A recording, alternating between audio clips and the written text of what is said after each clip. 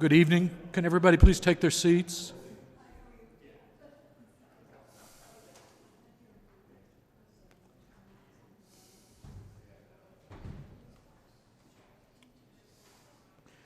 Good evening. This is Harold Watson, Zoning Chair of the Stratford Zoning Commission that now sits for its regular public hearing and administrative meeting for 2024 on Wednesday, February 28th, 2024 at 6 p.m.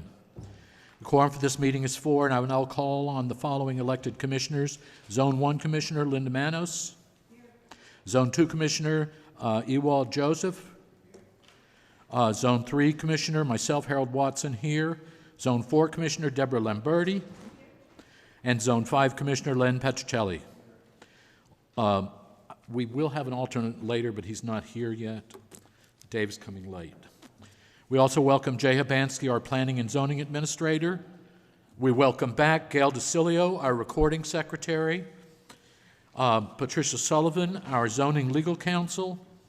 The public may speak only at the invitation of the Chair during both the administrative and public hearings. Depending on how many people we have, I might put a time limit, but I'm going to hold off on that till I see who we have by the time we start the public portion.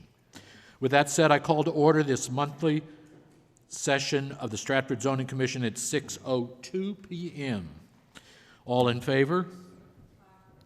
Anybody opposed? We're open. We will now move to our public hearing. Before we start that, I wish to announce that if any items on tonight's agenda take more time than anticipated, this public hearing may conclude at 10 p.m. and be continued to another date which will be established at that time. Any items not heard by 10 p.m. tonight will be heard at the continued public hearing. For the record, petitions to be heard this evening were advertised in the Connecticut Post on 2/14 and 2/21, 2024. Will you read the first petition?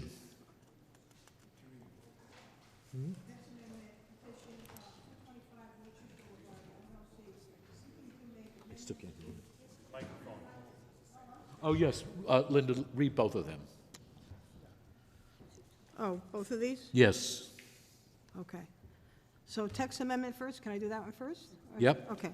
Text amendment petition of 225 Lordship Boulevard LLC seeking to make amendments to 32 Lordship Boulevard housing zone regarding permitted uses to increase the allowance height from 65 feet to 70 feet and density from 190 to 127 residential units. 225 Lordship Boulevard petition of 225 Lordship Boulevard LLC seeking to modify the previous plan approved by adding an additional building story and increasing the density from 100 to 127 affordable housing units pursuant to 830G of the CGS on property with an existing 69-unit apartment building and an existing 120,000-foot self-storage facility located at LBH zone. Chairman. Good evening. Can you give us your name and your firm? Sure. My name is Raymond Rizzio. I'm with the firm of Russo and Rizzio. Our office is at 10 Sasko Hill Road in Fairfield, and I represent 225 Lordship Boulevard LLC, and a project that I think has been before this commission for probably the last 5 or 6 years, all with improvement. If you can remember, I'll kind of be brief. Some of you where I have been on have seen this whole property develop over the years, and if you can remember, it was an old hotel. It's kind of like a no-tell motel that was blighted. Our clients bought it. They converted the hotel into 69 residential units. If you know the location of it, it's in front of the town dump. It's got oil tanks to the side, and one of the great things they decided to do is they built a very attractive 120,000 square foot self-storage facility, which acts as a great buffer from the residential to the from the residential to the dump. We used to have, when they first had converted the building, they had all sorts of papers flying over. It was a mess. Self-storage facility has created literally no traffic, no parking issues, and has really been a great improvement to the tax base and to the use on the site, and it provided a great buffer of, as you come down Lordship Boulevard, as far as looking at, that unsightly dump behind it. They then looked at numerous other issues with regard to the front, some different types of commercial districts. I think we looked at some fast foods, some other different types of retail, and they decided to come back in, and you guys were nice enough to give them an approval for a 100-unit, pursuant to 8-30G, a 100-unit apartment building. The apartment building is very attractive. It's been both what you approved first, which was the 100 units. And what we're proposing now is the exact same facade, but just another floor, so it'll be 127 units. May I interrupt you for 1 second? I just want to point out, in the first 100-unit piece that we approved, we gave you an extra 5 feet. An extra? We extended our Sure. height guidelines, I get- an extra 5 feet Correct. to accommodate what you needed to do there. I 100% understand that. Okay, that was So- just my comment. What had happened, as you know, things evolve. One of the things about 830G is there's a trade-off. You get this increased density for providing affordable units, which, as you know, are not profitable, or almost you need that extra density to make the projects work. And especially now with this environment of increasing interest rates, increasing construction costs, and everything else. When it comes to 830G, it's not a matter of, does it fit in the area? This is going to be basically 6 stories, which behind us is 6 stories. This is going to be, it's next to oil tanks. It doesn't abut any residential neighborhood. Whether it's 5 or 6 stories, we don't think has any impact on the project. Different than a special exception, 830G kind of flips the standard, the burden of proof basically back to the commission, and you can deny these things when you find that there's some threat to the education, the health and safety of the residents. In this instance, it's basically the same size building that currently exists, except for it's a couple feet higher. We don't believe there's any impact on traffic with these additional 27 units. And we have 267 parking spaces, which is at about 1.35 per unit. Most of the units are either studio or 1-bedrooms. The commission asked us, and I believe in working with your planner, to take a look at possibly maybe is there a way that we can increase the affordable units on the site. One of the recommendations from the planner was that if you were to approve these 27 units, that all of them be affordable. And that just would never work financially. I don't believe you would have the authority to do that. Certainly that would withstand any kind of challenge. 830G needs that incentive of only 30% affordable so that you can build. You need to have the 70% market rate so that you can subsidize the 30% affordable. One of the things I think the commission asked, and I think my partner Chris Russo was here last month, was to take a look at, is there any way you can increase the affordable units or possibly consider workforce housing? I've spoken to our clients, and one of the things that they would consider is that if we could, so currently under 830G, there's 2 tiers. You have the 60% and the 80%. And speaking to our clients, we would believe if we could get our building, the 100 units, at 80%, that we could then increase the amount of affordable within the building without having to go up the extra floor.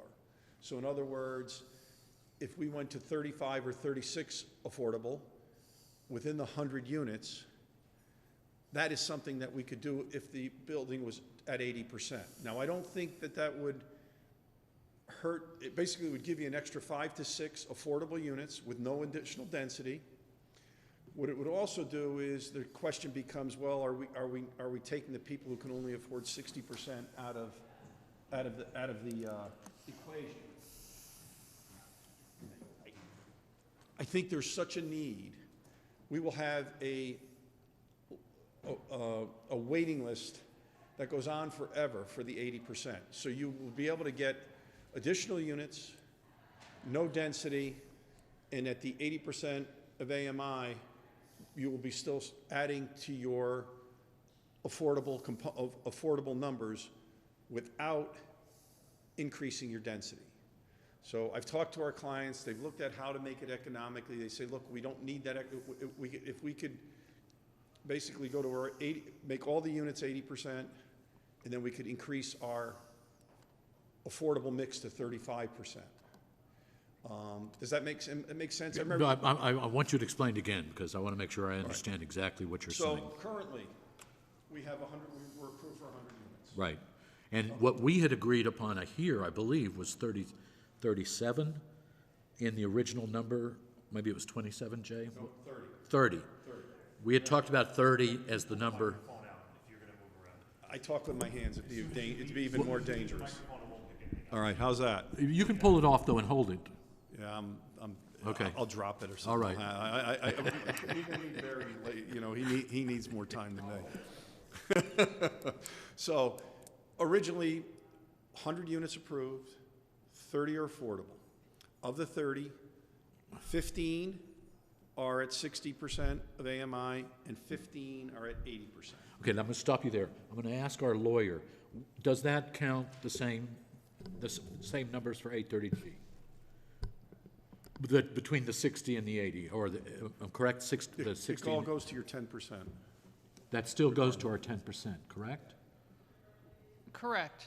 Okay. It will make a difference when they're counting the units at the state, but I think it's a reasonable suggestion. He's basically saying they'll be at 80% AMI, all of them, as opposed to the lower units at 60%. And then what we would do is increase the amount of affordable from 30 to 35 or 36. That gives you, so you get the extra affordable units, no more density, and to make it, so that we can make it work, we would just have the 36 units would be at 80%. I appreciate this, because last meeting we had with you guys, you were going off to think about this, and what you're presenting here is something new. I appreciate that very much. Well, we spent the time and evaluated it. Jay had made a suggestion that all of them be affordable. The project doesn't work. If We're you in had to deep make- trouble in Stratford. We need to get those numbers up. Correct. So what you get is the benefit of additional units without any density. Because the hard thing about the affordable problem, and your attorney can correct me if I'm wrong, it's almost like you're chasing your own tail, because you increase your density, so you add to the amount that you have to get to your 10%, but then only a third of them grow up. So in this instance, you'd basically be getting 5 or 6 affordable with no increase in density or no increase to your number that makes your 10% number go up. Okay, so, Am I making sense? yes, believe me, I know that very well, working on our housing problems in Stratford. So what you're suggesting is if we kept it at the existing 100 units. 100 units, the existing plan. Correct. But allowed you to go for the 80% number and not to go for the 15%. The 60% number. Right. That we could end up with 37? 30, we prefer 35 to 36, but Okay, I will tell you, I'm just- that's kind of where I'm I have. not great with math. That's where I have authority to, but I think you get no increase in density, you get a beautiful building. I will tell you, there will be a line out the door for your 80% of, Our school teachers would find that a good Right. number to deal with. all in all, I think in working with the planner, talking to your attorney, the suggestions that you guys have made, previously, I think it's a great compromise. It'll get this building built, it'll provide more affordable units, and it won't hurt your density count at all within the town. Okay, I'm going to now let you go back. Do you want to continue your 6-story presentation, or? Not if you like what I said, no. No, I'm good. I'll lay this out. So basically, the changes we're requesting, the commission would not have to change either the density or the height.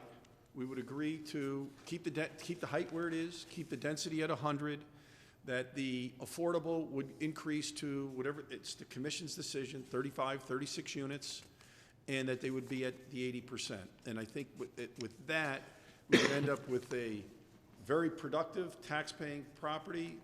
As I said, the ARV really liked what they saw. And I think you get an excellent project that rounds out what was really a town nuisance. So you ended up, you've taken this from a hotel that was, I think the fire department was there every other week, the police department was there every week. It was, if it didn't fall down or get burned down, something bad was gonna happen. So you end up with a 120,000 square foot self-storage facility that blocks this dump. You got this hotel that's been converted into 69 apartment rental units, and then you get a brand-new 100-unit building that adds to your affordable components without increasing your density. For all of that, I would respectfully request that the commission would grant the application as conditioned, meaning 100 units stays where they are, the units stay at 100, the units stay at 100, the height stays where it is, and that the affordable increase to 35 or 36 units, and that all those units be at the 80% of AMI. And with that, All 36 units? All 36 units. You know what it is? It's a sliding scale, and it's a really tough juggling act. And what's really, and it's interesting because I do think some of your 830Gs are going to start slowing down because with the increase in interest rates and construction costs, it's very difficult to make the affordable housing work. And it almost never works in home ownership. It only really works in the rentals because the discrepancies are so big. You mentioned something that in your documentation for the upgrade, I'll call it that, you had mentioned the fact that you reserve the option to sell these units. Correct. Even with this 80%, that remains there for the 40 years. Correct. So even if you decide to sell them, This is a deed restriction that'll be subject to an approval and review of the city attorney, and will go for 40 years. that's a sweet spot for young families trying to get their first home. And you know what? It's funny. People have tried. I want to get out of your way soon because I know you've got a long agenda. It works in this sweet spot even for home ownership because the price points on the market rate are such that there's not as big a discrepancy. We've had situations in other towns where they have townhouse units that sell for $700,000 or $800,000, and the affordable units can only be sold at $225,000. And what's happened is even the people who can buy the affordable units, they may not be able to afford the common charges or any capital assessments. So it works best at rental, or it works best where you have these smaller units where the market discrepancy is not going to be as big. But all in all, I think with the help of Jay, with the help of your consideration, I think. And given this, you have a 428 square foot studio. What is the market for that versus the 80%? Do you have any idea? I think the studios will rent at about, I think the affordables around, don't quote me, I think they come in around $800 to $900 for the studios, and I think the market is $1,200 to $1,400. That's about right. You know, the 2 bedrooms are going probably close to $2,000 to $2,500, but they end up at $1,300. And what we're proposing, we're basically 44 studios, 44 1-bedrooms, and 42 2-bedrooms. That all goes back to the original. So basically the same kind of compromise. I went through all the original and I went through all Yes. the new, so. I mean, that's really the way it lays out. I do think, I mean, I could continue with our presentation. No, but I have one other area that Sure. I would be remiss if I didn't bring it up. Yes. Stratford has a flooding Correct. coastal problem that's only going to get worse. Right. And we're probably a town with one of the worst problems coming Right. up. The property that you're talking about, FEMA, circa the state organization has basically said that whatever you do, that you need to find ways to mitigate flood risk because it is coming. You will get flooded 100%. within 10 years. You're going to start having flood risks. We don't have anything in here about flood plans. We have very little in here about mitigating rainwater on the site. My assumption is that you haven't gotten there yet. Correct. That when we come to you and say our M4 requires this, whether it's rain gardens or underwater culverts, or whether you end up having to do the whole surface in paving stones so that it's so that it is, We're at the mercy of your engineering department through the building permit process. That- We build a FEMA-compliant building.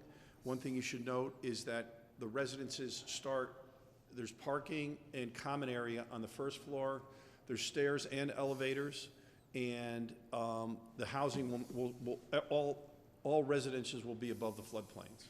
So I think the beauty of this is you're gonna get a FEMA-compliant building on the site. well, eventually they will say something. Yes, no, And- I- But that's I what they're get it. instructing us to do, to carefully watch you, to make sure that we are not creating life hazards, not just flood hazards. You've covered yourself for flood hazards. 100%. By putting it up on stilts. But Right. we need to make sure that we're covering life hazards. The building will be totally FEMA compliant, the site will be FEMA compliant, and we will do whatever's necessary as requested by the town engineer. But you understand that rules for FEMA are changing rapidly. So what 100%. is compliant today will not be compliant tomorrow. I think they want to get this thing up as soon as possible. That's probably why. But, yes, I'm now going to, unless you have something else you want to say. No, as I'm long as gonna- everybody understands kind of the concept, which we think would work, I'm good. Can I get clarification from Mr. Urbanski on the fire hydrant issue?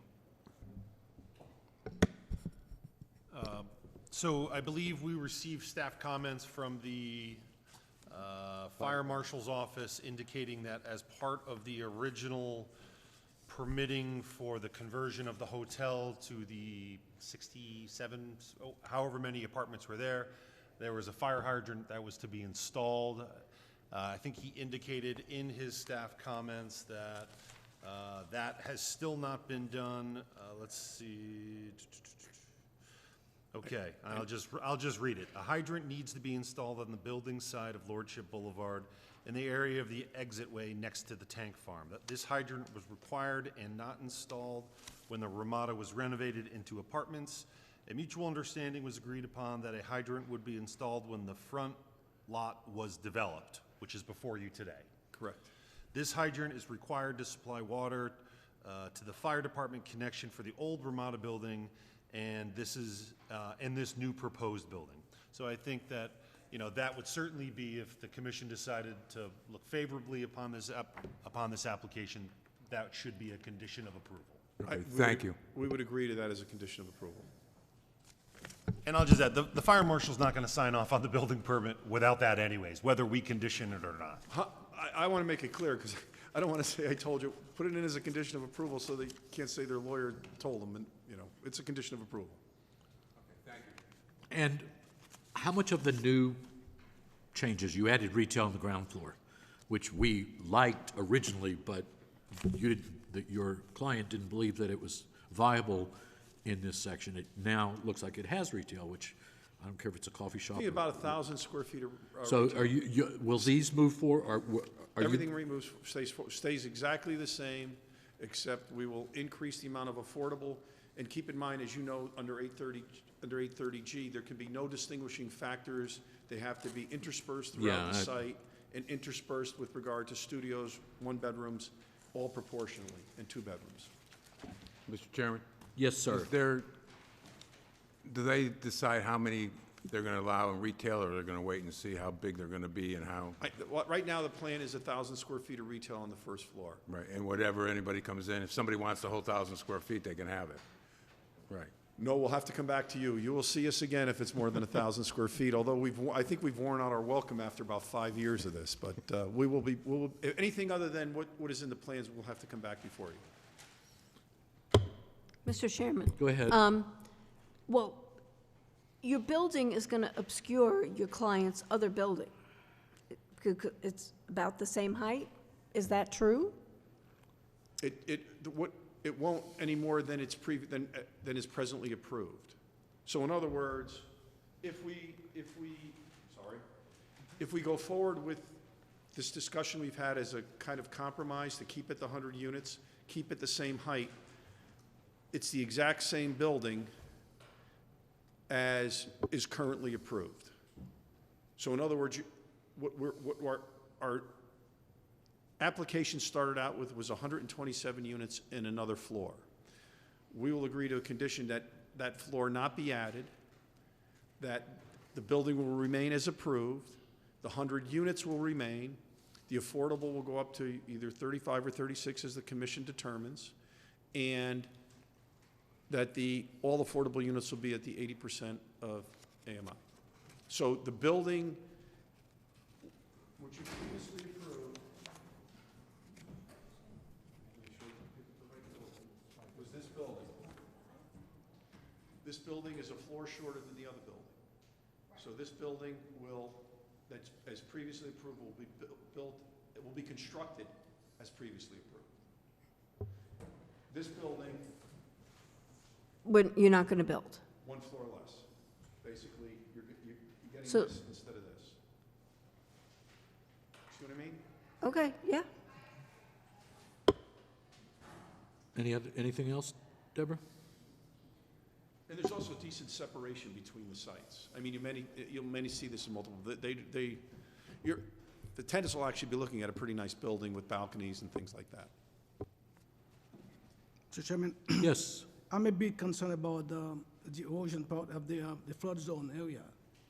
Yeah, we know, I don't hear anything that took, any prevention that been taken in case we have the, You will pull your mic up. So, Yeah. so we're going to be building a FEMA compliant building, and we will be taking all of the stormwater and drainage as required by the city engineer, town engineer. So the building, no residences, all the residents will be above the flood zone, and the building will be built FEMA compliant, parking underneath, for how long? forever. Okay? We can't make any changes to this plan unless we come back to you for approval, Okay. which is, I'm sure, just what you'd want to hear again. Well, that is the question I asked you earlier, is I like the fact that you fit retail in. It was not in the original plan. Correct. I would like to, if you can find a way to, let's change it then if we need to, because I think retail needs to be in that area if we're trying to increase the quality of life for the people that live around there. Otherwise, they only have a Dunkin' Donuts, that's Right. it. So I think that's a critical thing. I'd be happy to answer any questions with all, Any other questions? I- Jay, do you want to ask anything? You're okay? I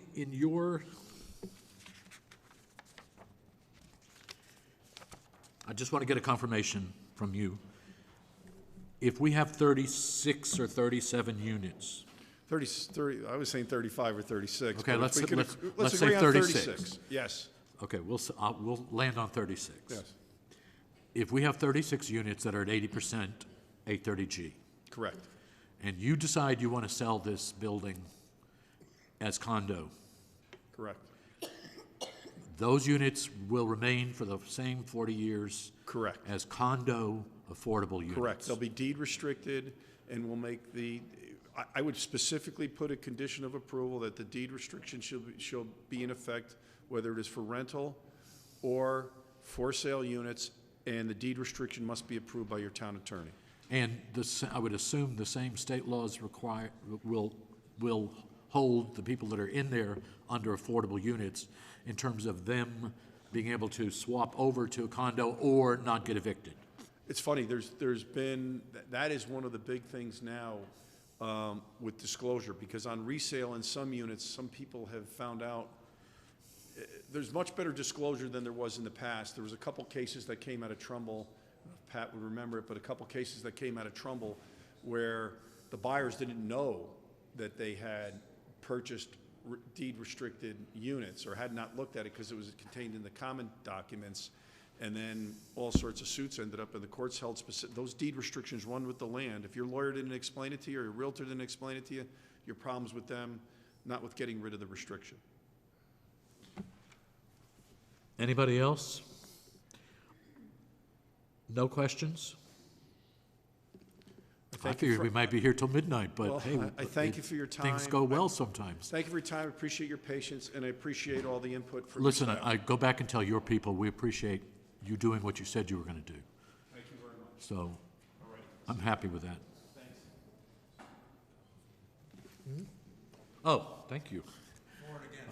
We're now going to take comments from the public. Please come up. Try to keep your comments relatively short if you can. We're going to start with those who would like to speak in opposition to the project. How tall are you anyway? Are you here to speak in opposition? No. Yeah, in favor. And Barry Knott, 1656 Main Street. Well, I was doing opposition first, but we'll just Oh, change you were it. doing opposition No, first? for you. All right. We'll start with those in favor of the project. Barry Knott, 1656 Main Street, Stratford. I hate to admit it in public, but my brother Rizzio actually has a good idea regarding that 80% deal that he's proposing to you. That is a good idea, which you should consider. It works well for everybody, including especially the town. Thank you. Anybody else in favor of the project? Anybody in favor of the project? Hearing none, I will go on to those who are opposed to the project. Is there anybody here who would like to speak in opposition? I'll say it one more time. Anybody in opposition to the project? That being said, I'll move that we close the public portion for 225 Lordship. oh, I'm sorry. I'm sorry. We have to give the applicant time to respond. There's nothing, He's walking out the door. I don't know if he wants to respond. there's nothing to respond to. I appreciate Attorney Knott's support in the project, but I do think it makes a lot of sense, and I think it's, and especially in light of this, if we, as been promised and has been hopefully agreed to, I think this will be a good thing for the town, and I think it'll help to not only get you closer to your 10%, but be very beneficial to the people who need the affordable housing in town. And we need new models if we're ever going to get that 10%. So thank you. I appreciate it.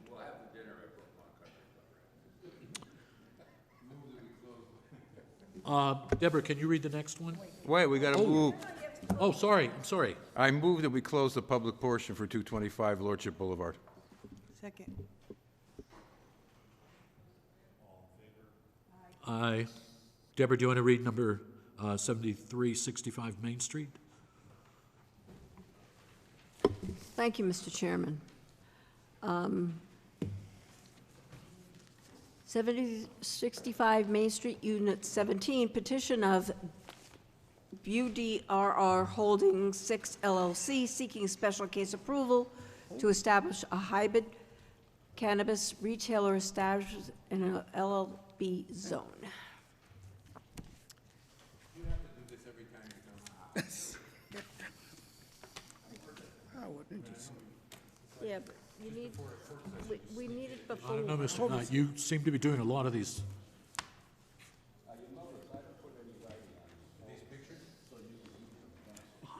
They got to be pictures, right? Not just pictures.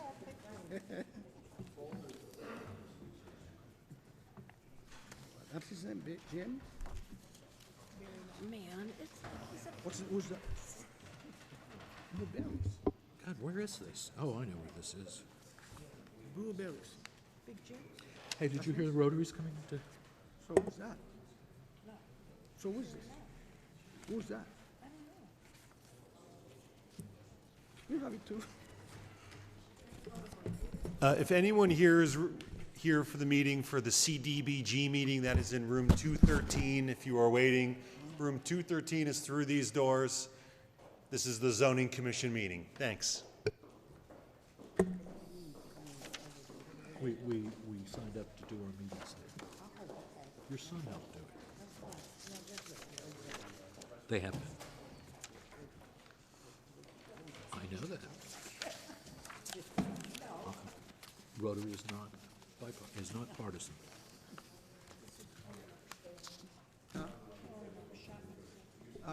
Good evening, Mr. Knott. Good We ready to evening. go? Madam Secretary, ladies of the commission, Mr. Chairman, gentlemen, my name is Barry Knott. I'm a lawyer with the firm of Knott, Dunn with offices at 1656 Main Street. I'm here this evening on behalf of BUDR Holdings, number 6 LLC of Grant Street, Norwalk. With me is the managing member of that LLC, Carl Torella. At this time, I want to submit the certificates of mailing and a photograph of the posted sign.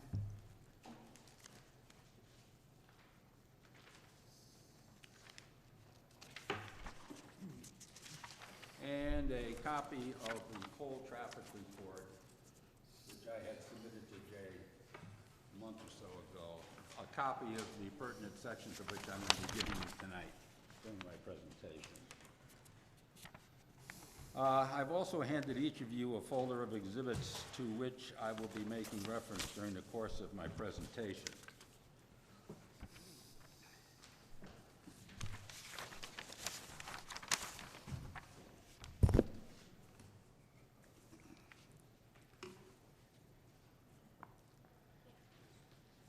That's part of it, yeah. Exhibit one of which is an aerial photograph of the Orono Shopping Plaza, which is the location for this proposed special case application. Please note that I have marked the location of the store for which my client seeks approval with two red X's on the right-hand side of the photograph on the aqua-colored roof. That's where we are proposing to go. Exhibit 2 is a view of the stores in the shopping center facing north from the approximate terminus of the driveway into the site. Those of you who know this site, there's a driveway up from Main Street, just past Oronoke Lane, that leads up into the shopping center. And this photograph, number 2, is taken from the terminus of that driveway facing north along the stores that are on the west side of the shopping center, looking at the stores that are on the north side of the shopping center. Exhibit 3 is a view of the stores in the shopping center, which run perpendicular to the stores that I just showed you in Exhibit 2. Please note that I have indicated in red X's the location in this area where we are proposing to put this facility.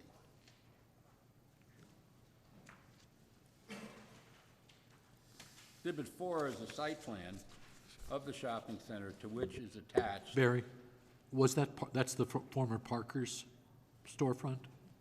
Parker's? Parker's Restaurant? Yes, Parker's? Yeah, okay, Yeah. okay. Okay.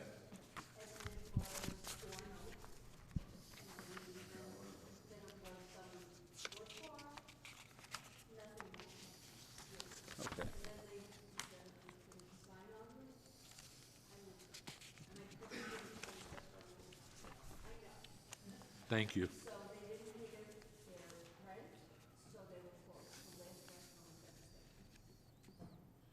All right, Exhibit 4 is the site plan of the shopping center to which is attached the proposed floor plan of my client's hybrid dispensary. Please note that the location of this proposed store is highlighted in yellow on this plan. Now, as indicated, this is an application for special case approval to establish a hybrid cannabis retail establishment in an LBB zone. Exhibit 5 is a zoning map of this area which shows this site outlined in yellow.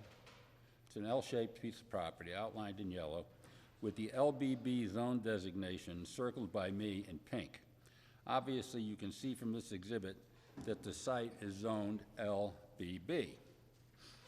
Exhibit 6 is a copy of our zoning regulations as they relate to the location of places for medical and adult use marijuana and producers. As you can see from section 15B2, which I have highlighted in yellow, a dispensary facility means a place of business where cannabis may be dispensed, sold, or distributed in accordance with the Connecticut general statutes and regulated adopted thereunder. A hybrid facility is one which sells both adult-use cannabis products and medical prescribed cannabis products. It is a hybrid facility for which we are seeking approval tonight. You will note from section 15B3, which I have also highlighted in yellow, that a marijuana dispensary facility shall be permitted in the LBB zone. So we're applying for a permitted use. You'll also note from section 15B7, which I've also highlighted in yellow, that all marijuana dispensary facilities shall have an adequate security system to prevent and detect diversion, theft, or loss of marijuana. Now, at this time, I want to reference Exhibit 7. Exhibit 7 is my client's articulation of his good neighbor policy, sustainability policy, security policy, inventory control, and odor remediation plan. Most significantly, with respect to the security policy, which is set forth on page 2, I believe, my client is obligated under the state regulations to install a secure storage vault constructed with concrete panels composed of ultra-strength concrete with formed steel panels designated to guard against forced entry to ensure that cannabis is guarded against theft. The vault will only be accessible through a half-inch thick plate steel door, which will have an opening of at least 40 inches wide and 78 inches high, connected to the alarm system. These vaults cost anywhere between $65,000 and $90,000, by the way. And the reason why they have these vaults required, this is a requirement of all the state regulations for dispensaries. At the end of every day, they got to put all the marijuana products into the vault. They can't leave it out overnight.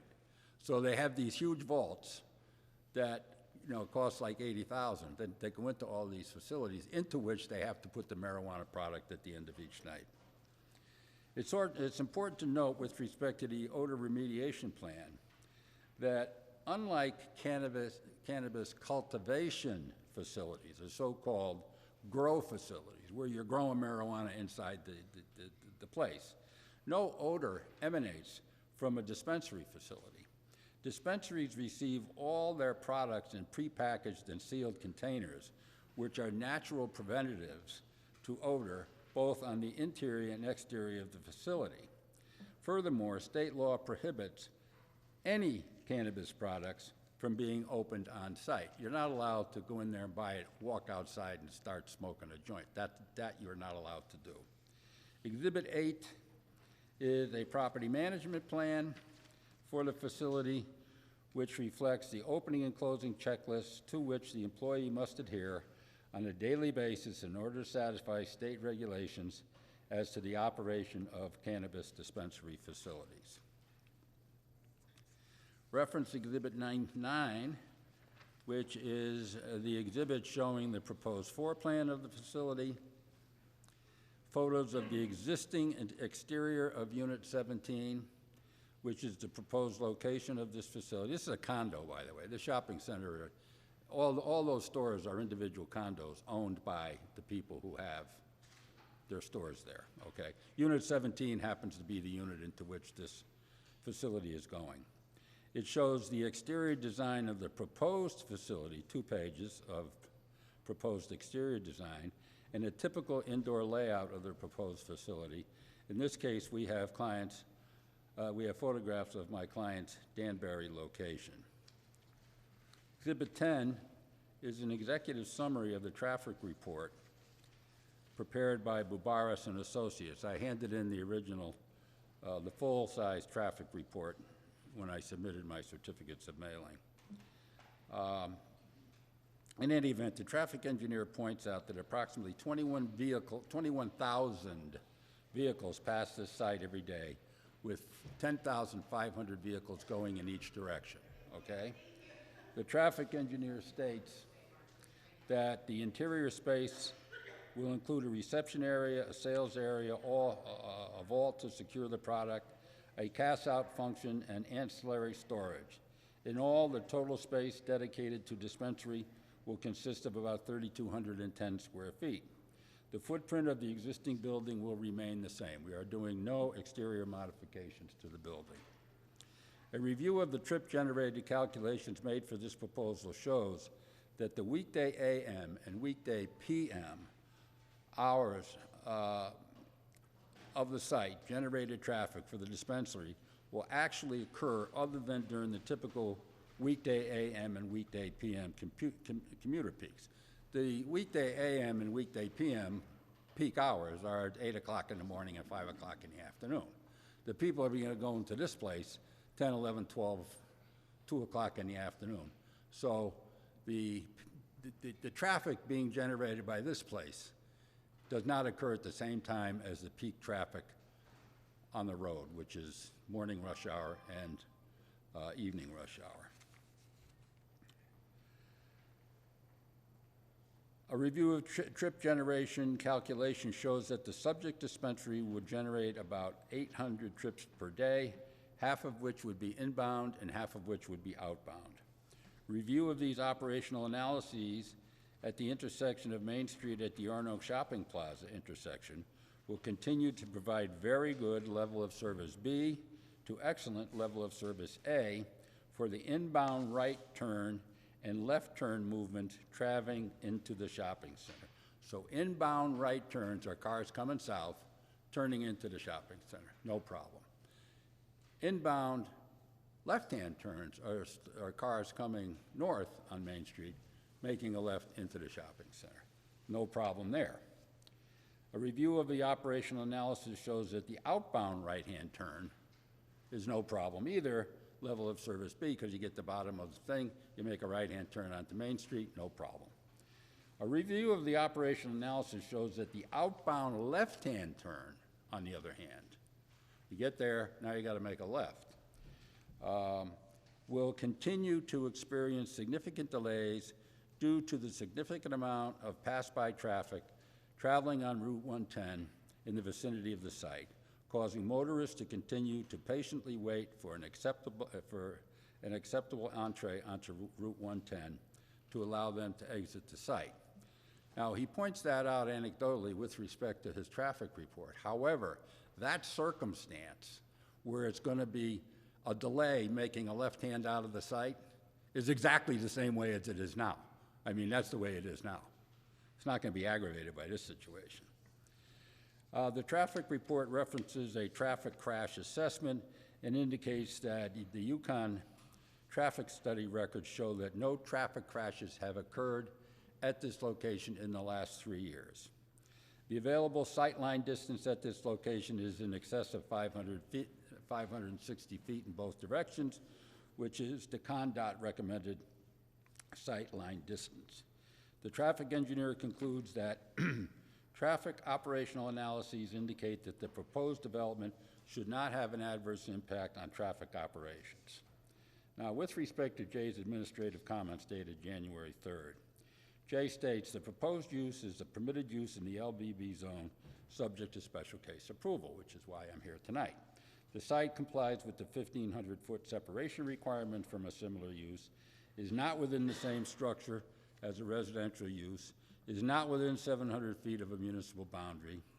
As the proposed use is statutorily considered commercial, existing parking on the shopping center complies with our parking requirements under section 12.5.4. The existing shopping plaza was established to support retail commercial uses. This proposed use is considered by the general statute as retail and appears to be in harmony with the surrounding neighborhood. These are Jay's comments, by the way. Jay inquires whether the business will operate by appointment only, order online with pickup only, or will the business allow walk-in customers? Walk-in customers will be allowed. However, based on my client's experience in 2 other facilities that he has in Connecticut now, most customers order online, drive by, pick up, they're in and out of the place in 10 minutes. Jay also asked whether there is a plan to have security presence for the grand opening. My client plans to have security presence for the first week of operation, but based upon his experience with other facilities that he owns and is operating in Connecticut, one in Tolland, one in Danbury, I think, or West Hartford and Danbury, security is not an issue when you open up these facilities. The hours of operation will be from 9 a.m. to 8 p.m. Monday through Saturday, 9 a.m. to 4 p.m. on Sunday. There will be approximately 10 to 15 full-time employees at the facility. J then discusses the special case approval criteria set forth in section 20.2.1 of the regulations. Number one, the proposal should be in conformance with all the regulations of the district in which it is located. Here, the proposal is permitted in the zone in which it is located. We're asking for no variances whatsoever, none. Two, location, size, and intensity of such use shall be compatible and harmonious in relation to the size of the property. Here we have a shopping center which is 7.61 acres in size, has adequate parking for all uses on the site, and which Jay indicates in his comments that although there are residential uses that abut the property, up and back, up Roanoke Lane, there are residential houses. The commercial nature of the site is somewhat protected by the building orientation and the natural site elevation from Main Street. Even with the nearby residences, the corridor is commercial in neighborhood. 3, the proposed use shall be in conformance with the town plan of development. As indicated, this use is permitted in the underlying zone and therefore complies with the town plan of conservation and development. 4, the design, location, and specific details shall not adversely affect safety in the street or increase traffic congestion in the area. Here you have the record of a traffic report which reflects no adverse consequences of this proposed use. 5, the emission of noise, smoke, odor, gas, dust, or vibration shall not adversely affect land, water, or air quality. Here I provided you with an odor remediation plan and testimony to the effect that cannabis dispensaries do not generate odor outside of the facility, as all the product is received, stored, and sold in sealed containers. 6, the proposed use shall not adversely affect tax valuation of neighboring properties. Here, a hybrid cannabis dispensary is an expensive retail establishment. Let me say that again. A hybrid cannabis dispensary is an expensive retail establishment. In addition to the marked up cost associated with the underlying product, there is an additional 25% tax which gets distributed to the state and local government. 15% to the state, I think, and 10% to the town. This type of establishment attracts a significantly higher income demographic than the person buying pot from his dealer on the street. In other words, there's still illegal trafficking of marijuana going on the street. The people who buy from that guy don't have to pay taxes. The underlying property is not marked, the product is not marked up. The people that come to these places are either have prescriptions from a doctor or are prepared to pay the markup associated with a legal product and the taxes associated therewith. The proposed use shall not create any fire or police hazards. Jay forwarded copies of this application to all town administrative bodies, including the police and fire department. He received no adverse comment from either. Accordingly, we can presume that neither department had any issue with this application. Jay also listed a number of proposed stipulations which you should consider as a condition of approval in his January 3rd memo. We agree to all of the proposed steps except for the hours of operation, which we would request to be from 9 a.m. to 8 p.m. Monday through Saturday and 9 a.m. to 4 p.m. on Sunday. Finally, this is an application which should be approved. It complies in all respects to your zoning regulations. We have provided all necessary information to Jay and to you in support of this application. The use is permitted in the underlying zone, and we have complied with all of the policy criteria for approving a special case application. Thank you. Mr. Knott, could you just repeat the desired hours of operation one more time for my Yes. notes? Oh, by the way, Exhibits 11 and 12 are letters in support from neighbors.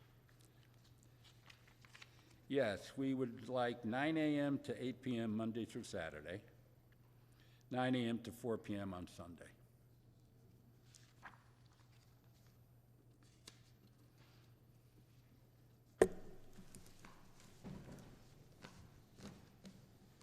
Jay, since that is not what we've done on all the other applications, does it matter? I'm sure it matters to the applicant who has more restrictive hours. Right. Well, I think you were talking about 10 a.m. We're looking for 9 a.m. But we're also closing up earlier than you suggested in your comments. So we've got a little give and take here. Barry, I'm less concerned with your initial project versus what we've had from all the other projects that we've had coming in. We've been very careful about regulating the Sunday hours. Yeah. No, I get it. So, well, half of them are yours, so you No, should. I had to say it, Harold. I had to make that pitch. Anybody?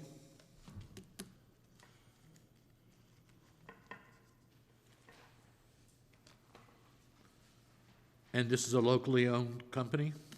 Connecticut, I heard Trumbull, Norwalk, right? Norwalk. Oh, Norwalk, okay. Well, we like Norwalk people.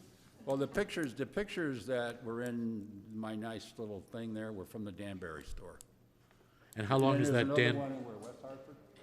how Another long one has in the West Danbury Hartford. store been functioning? How long has it been? Hi, everybody. Yes, yes. Carl Torella, owner of Butter Cannabis, here with Derek Gibbs, who's also my partner in this venture. West Hartford has been open since July of last year. Danbury has been open since October. I have been in cannabis for the last 8 years.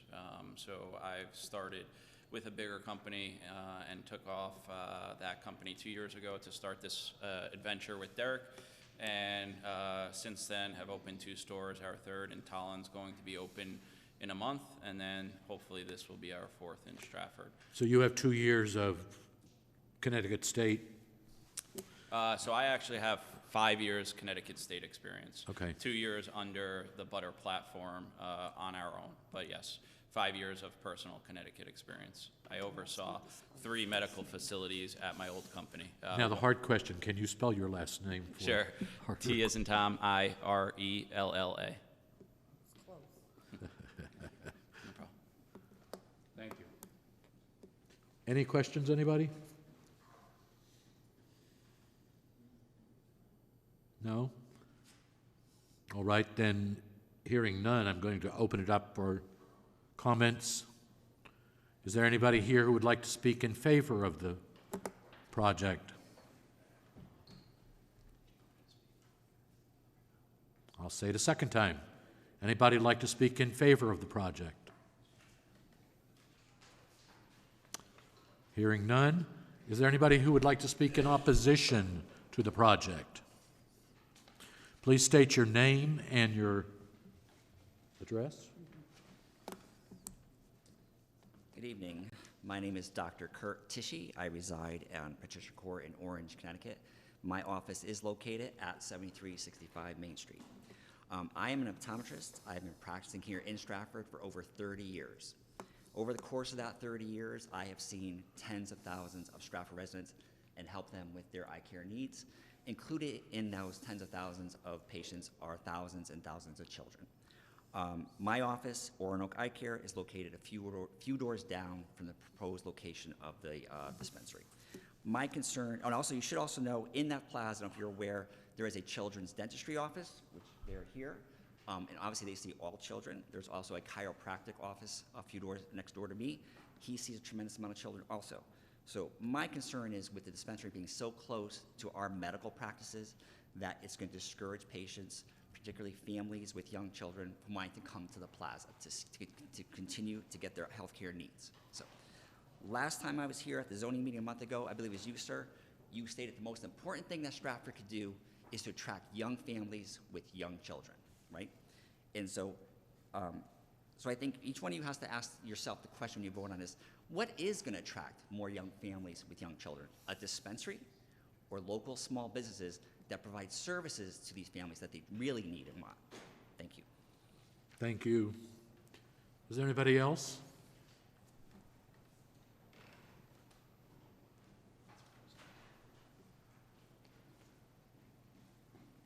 Hi, I'm Sarah Isaac Garcia. I'm the pediatric dentist at Children's Dentistry. My office is also located in the same plaza. Oh, Sarah Isaac Garcia. Dr. Sarah Isaac Garcia. I'm the pediatric dentist at Children's Dentistry of Stratford. and that office is located in the same plaza that this has been proposed. As you can see, I brought my whole family here. I'm very proud to serve the town of Stratford. In the last year, we've had about 3,000 visits of children. I'm also one of the few pediatric dentists that have privileges at Bridgeboro Hospital that I'm able to treat children under sedation. So I'm attracting a lot of referrals from general dentists. And I feel this project that's being proposed will deter a lot of my patients from coming to that office. Not that they're saying it's not safe, it's just something that's optics. I just feel that the parents will not feel like it's a good place to bring their children. And so your request. Okay. This is my husband, James Hi, Garcia. my name is James Garcia, and I'm here to speak also as a parent. So our kids, they come to us at work sometimes, and our employees, we're a very family-friendly office. We let them bring their children to work, especially when they don't have their own childcare. So they feel it's a safe area, and with a store that sells psychoactive medical or recreational use marijuana, it's going to deter our employees from bringing their children over and from our patients from bringing their families over. So usually our patients, they don't just bring the individual child, they bring their entire families because like us, they don't have all-day daycare. So they have to bring all their children to their appointments.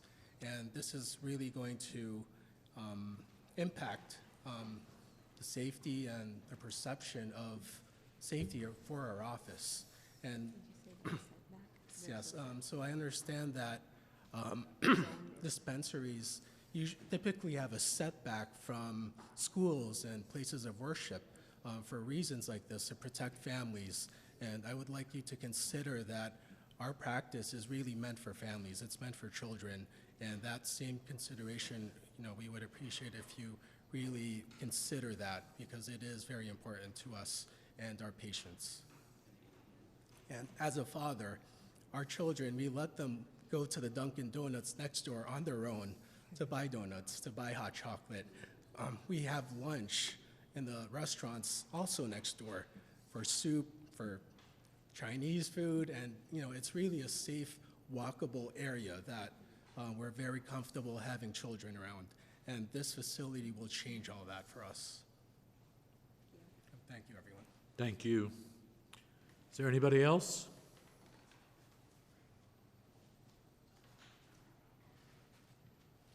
Hearing none. Move that we close. I'm going to let rebuttal, Barry, if you'd like. Thank you.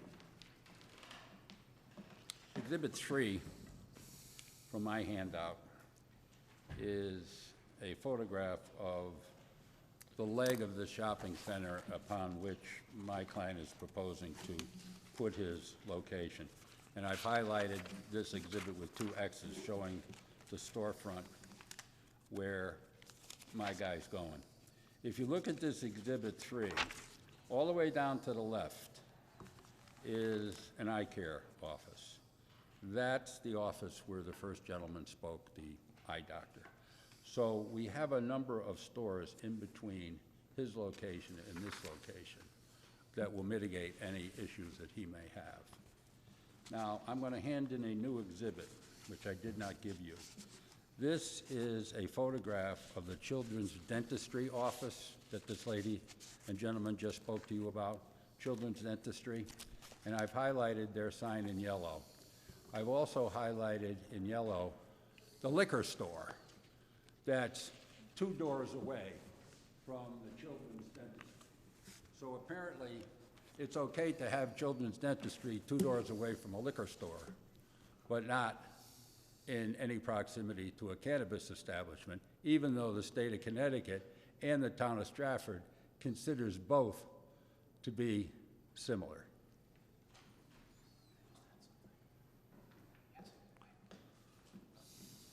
And I just wanted to come up and say, I joined the cannabis industry for the medical reason, right? We are a medical practice as well.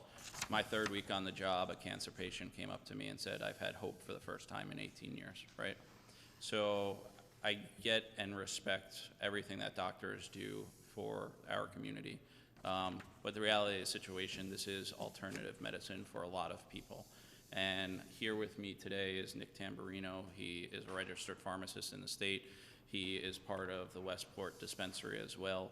So I just wanted to have him talk a little more about medicine and everything that's to there. Thank you. Good evening, Commission. My name is Nick Tamburino. I've been in the program, the cannabis program, since 2014. I was one of the first licensed dispensaries in the state. I'm a pharmacist. I've been hands-on treating patients for almost 10 years now. We also treat pediatric patients, so there potentially will be pediatric patients visiting this facility because it is a hybrid. And, you know, the type of people that visit these dispensaries are ordinary people, just like all of you sitting up here, just like everyone in the audience. It's all variations. So to say that it's going to attract a certain type is extremely false. People treat this as a true medicine, and that's what we're here to do. Thank you.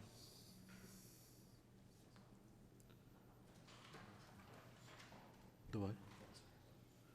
Motion to close, Lenny? To close 7365 Main Street, close the public portion. Second. All in favor? Aye. Aye. Lenny, do you want to take the next one?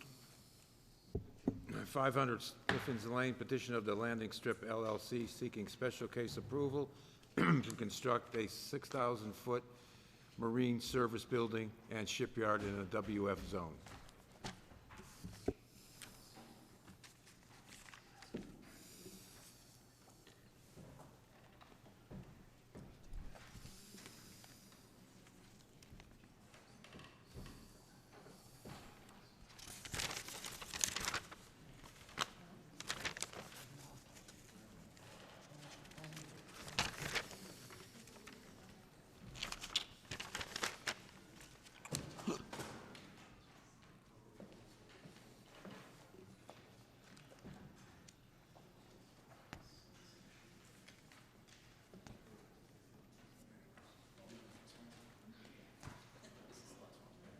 No, it's the second to last.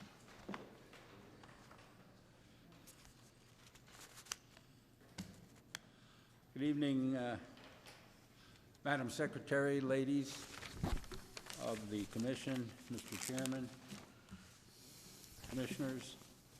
My name is Barry Knott. I'm a lawyer with the firm of Knott & Dunn with offices at 1656 Main Street, Stratford. I'm here this evening on behalf of the Landing Strip LLC, Andrew Cooley. Where's Andrew? Come up here. Get here. Andrew Cooley, who with his wife are the sole members of the Landing Strip. They own the parcel of land at 500 Stiffens Lane on the Housatonic Restaurant, next to the restaurant facility formerly known as Knapp's Landing. Now it's known as, I think, 520 Grill and Restaurant or something. Andrew is also the sole member of Cooley Marine Management. Cooley Marine Management operates a boat repair, boat restoration, and boat building shop at 50 Housatonic Avenue in the former Brewers Marina. It is Andrew's intention to move his current facility from Housatonic Avenue to this facility on Stiffens Lane. Can you say that again, Barry? He's operating at 50 Housatonic Avenue now. At Brewers? Company called Cooley Marine Management. He's going to move that company, that business, from Housatonic Avenue into this location. Okay. Okay? I just wanted to This make sure time I I heard you. want to submit the certificates of mailing. By the way, and the photo of the sign. By the way, the packet of mailings that I handed to you on the last petition and this one is huge. That's because there's a condominium adjacent to this property, and there was a condominium adjacent to 7325 Main Street, Warner Hill Road, that condo. So our rules are that when you got a condo as an abutter, We got to send letters to everybody in the condominium. You thank Jay for that one. $485 for that postage. Barry, the policy has changed. You can send it to the board, you could send it to the board of directors now for the condo. Oh, really?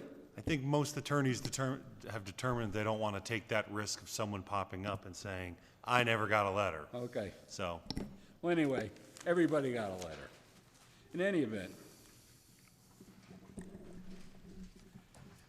Exhibits 1, 2, and 3 are photos of the site as it currently exists. Barren. Exhibit 4 is a photo of the restaurant facility that I talked about, Naps, next door. Exhibit 5 is a computer-enhanced aerial photograph of the site after the proposed marina is constructed. And you can see that Exhibit 5 is a stark contrast to Exhibits 1, 2, and 3. 1, 2, and 3 is what's there now. Exhibit 5 was what's going to be there.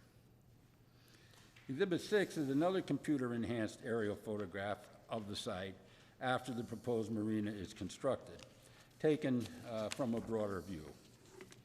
You can clearly see in this photo Knapp's Landing to the right, the light industrial buildings along Sniffin's Lane to the left, and the breakwater condominium and marina at the bottom of photograph number 6.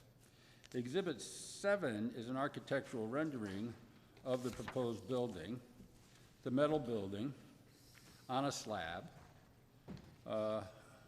Nothing fancy, except that it's going to look very nice as indicated in Exhibit 5. Exhibit 8 is a neighborhood context map which shows all of the businesses in the area of this location, all of which are light industrial, okay, except for the condos and the marina. And I've highlighted in yellow exactly where our site is in relation to all of these other uses. Exhibit 9 is an architectural rendering of the proposed building. It's attached to a site, to a floor plan, which is unremarkable because the marina building is essentially going to house boats under construction or otherwise. The building will be approximately 6,000 square feet.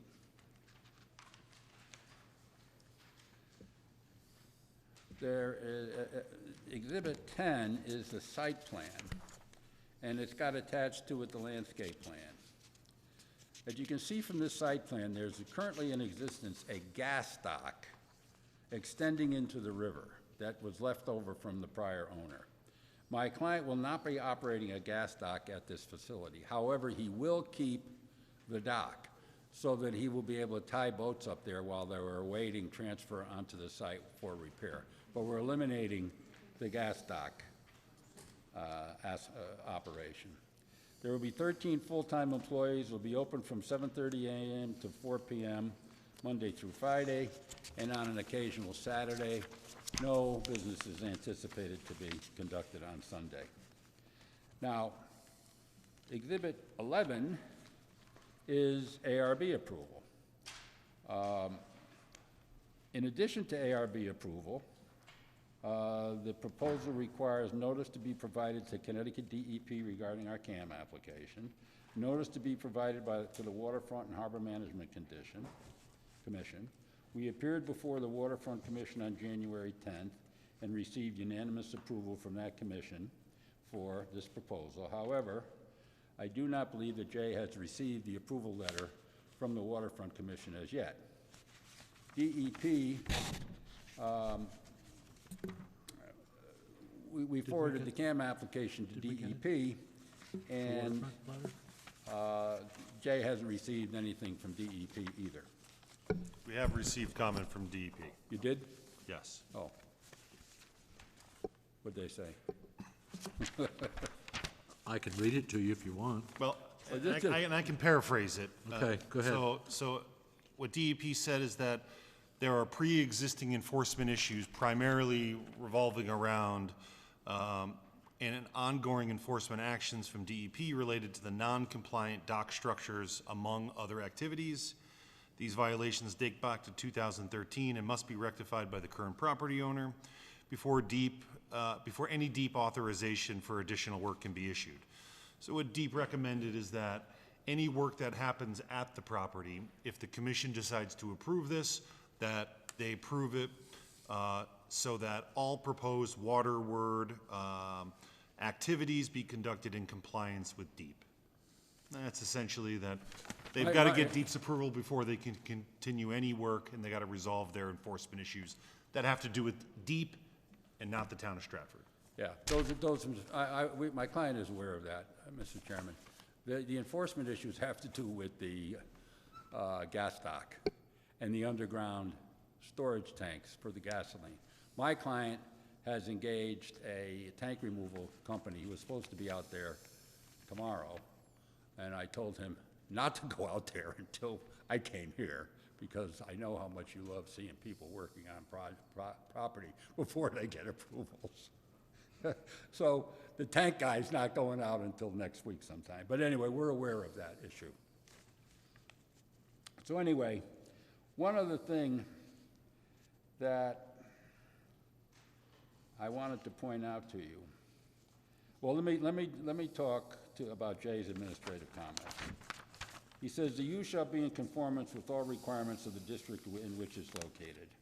As I indicated to you previously, the property is zoned waterfront business. This is a permitted use in a waterfront business zone. Location, size, and intensity of the use shall be compatible and harmonious in relation to the size of the property. Here we have a 1.8-acre parcel located completely within a commercial and light industrial neighborhood. Our proposed use is compatible with existing neighborhood development. The proposed use shall be in conformance with the Town Plan of Conservation and Development. The Town Plan of Conservation and Development proposes waterfront use in this area, and this plan is consistent with COPD. The design and details of the plan shall not adversely affect safety in the streets nor increase traffic congestion in this area. Obviously, marina development for repair of existing boats and building of new boats is not a use that generates a significant amount of traffic. The emission of noise, light, smoke, odor, gas, dust, or vibration shall not affect adversely land, water, or air quality. Obviously, this use does not generate any such contamination. The proposed use shall not adversely affect tax valuation of neighboring properties. Here you can see from the proposed photos, architectural renderings, site and landscape plans that this proposed development will significantly enhance the valuation of neighboring properties compared to the condition of the site as it currently exists. The proposed use shall not create any fire or police hazards. Once again, Jay received no comments from either the police or fire department regarding this proposal, so there should be no concerns. Conclusion, for all these reasons, I would recommend this application be approved. However, it can't be approved tonight. And the reason is that we discovered after we submitted this special case application to you that the site does not meet FEMA elevation requirements. This site is at elevation 12. FEMA requirements is elevation 14. So I talked to Brian Donovan, our building inspector, who is also Stratford's FEMA compliance officer, about this situation. And as it turns out, because this proposed use is a marine service facility, it is considered by FEMA as a functionally dependent use. Now, that's a magic words. Functionally dependent use has implications under the FEMA flood requirements. If you are a functionally dependent use, you are allowed to disregard the FEMA flood elevations. And when you think about it, this is a marina. They got to get boats out of the river into their building. If they had to raise the elevation of the building by 2 feet, it now makes it much more difficult to get boats out of the river up to the elevation 14. So therefore, we are allowed to apply for a variance of flood elevation. It's going to be supported by FEMA, and it's going to be supported by Brian Donovan. And that application is pending before the Board of Zoning Appeals next Tuesday. So what I would ask you to do is table this application tonight. After we get the variance approved next week, You can bring this matter up in your March agenda, on one of your March agendas, and you can approve it at that time, if you feel like approving it, which I suggest you do. Barry, can you also try at that, if we're gonna hold off for a month, try to get some movement on the DEP, settle that issue some before you bring it back to us? The non-compliance issues that the DEP. Well, yeah, then we'd have to keep the public hearing open. Yeah, that's fine. That's it. Okay, so we're not gonna close it, we're gonna table it. Mr. Chairman? Yes, If there aren't further questions from the commission, if there are folks that have come to this evening to speak in favor or opposition, we could go ahead and so they let don't them have to be speak. dragged out another evening, Yeah, maybe we give them the opportunity to speak this Yeah, evening. that's it, that we can do. Thank you, Barry. Thank you. Hang out. Now we're going to ask those of you in favor to step up and give your name. And is there anybody here wishing to speak in favor of this project? One more time. No? Hearing none, is there anybody here to speak in opposition to this project? Please give your name and your address.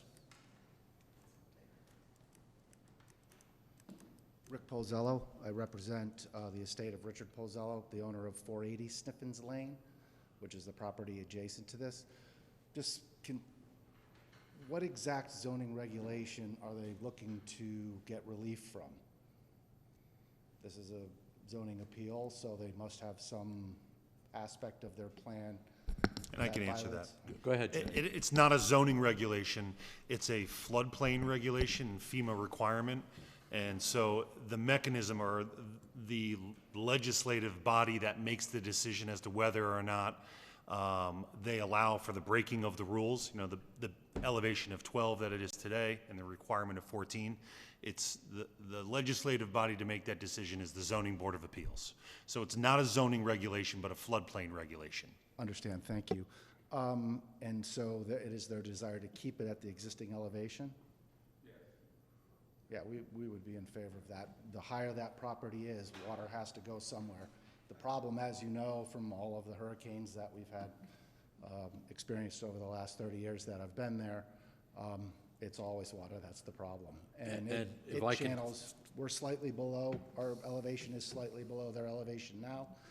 The taller that is, I can't say that there would be a likelihood of more water directed towards our property, but that obviously is our concern. The Army Engine plant, the dike along there, on the Army Engine plant is gonna get raised 4 feet almost, I think, on the dike area. But back in the days when we were working on coastal resiliency, your area, we also were saying, and eventually we're gonna have to raise that dike along the whole property. Yeah, they want it lower, I'm all in favor of that, so I guess I would be in favor of disapproval then. Okay. Thank you. Anybody else? Thank you. Anybody else want to speak in favor or opposition? Otherwise, I'm going to ask Barry to come up. Rebuttal? Give his rebuttal. Yes, I want to have my engineer discuss Mr. Polzello's comments because we do have a response. Good evening, my name is Jim Rotundo. I'm a licensed professional engineer with Carrera Engineering. Our offices are located in Shelton. Mr. Polzello's property is located to the west of 500 Sniffins Lane. As part of the application of this project, we are implementing stormwater management measures, which include stormwater quality basins and actually a long stormwater quality swale, which runs along the westerly property line between Mr. Cooley's property and Mr. Polzello's. Exactly. So, and the way the site is graded, there's no direct sloping toward his property. So if anything, he's protected with that long stormwater quality basin along his property line. And if he's able to build it under FEMA regulations at current ground level, I assume we ran into something similar over by Houstonic Avenue where their solution was they had to put in storm gates at the bottom of their building, essentially.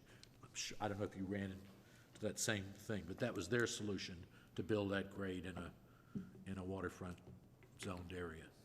I know there, our application here, given the dependent use as Attorney Knott had indicated, I don't believe we're required to do that. That would be handled through the building department or also through the variance that we're requesting. However, from a stormwater runoff standpoint, we feel comfortable that we won't have an adverse impact on the adjacent property. Thank you. Anybody else? Any questions?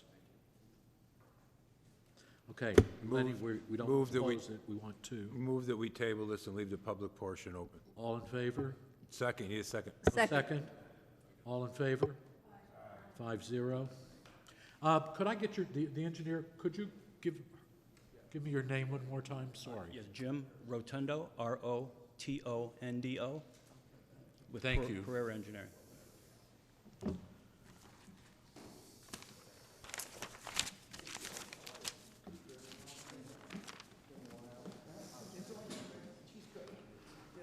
Okay, who wants to read the next one? Curran. Go ahead.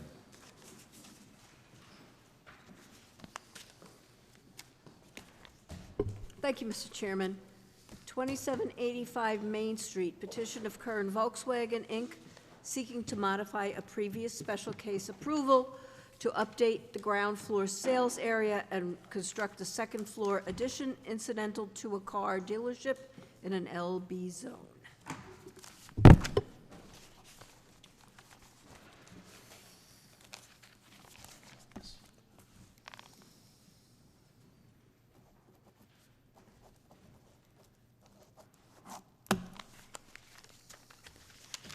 Good evening, Mr. Chairman, members of the commission. My name's Joe Mingalello, Mingalello & Associate Architects. Our office is located at 90 Huntington Street in Shelton. Okay. Just hand over the photograph of our posting of the application, the mailings, and a cover letter. So, right here. Jay, this previous special case is like years old? Yeah. Oh, that's when they put parking lot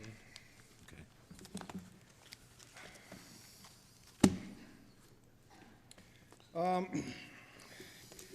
We met before I went to the Architectural Review Board back in December, and I'm going to reiterate, basically they were looking for a quick passage of what the project was all about, okay, and why we were here, okay?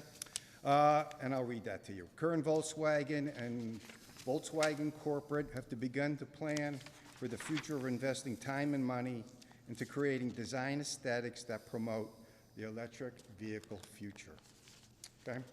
The new design proposal incorporates Volkswagen Corporate white frame look by adding very simple horizontal metal panel siding, and they have two major entry frames, one on Main Street and one on Markham Avenue, okay? So that's basically why we're here tonight for the most part. I will go over the site plan quickly with you, and then run you through the floor plan, some elevations, and just to talk about the overall project. Let me just do it. This is the site plan, just so that this is Curran Volkswagen, this is Main Street, Barnum Avenue. They own this property here that they got an approval for. Sign come back, it has like 76 parking spaces there. And then this is their existing facility here. We have like 102 parking spaces here, and then they also own the property here. So that's basically what makes up Curran Volkswagen. Okay? I'll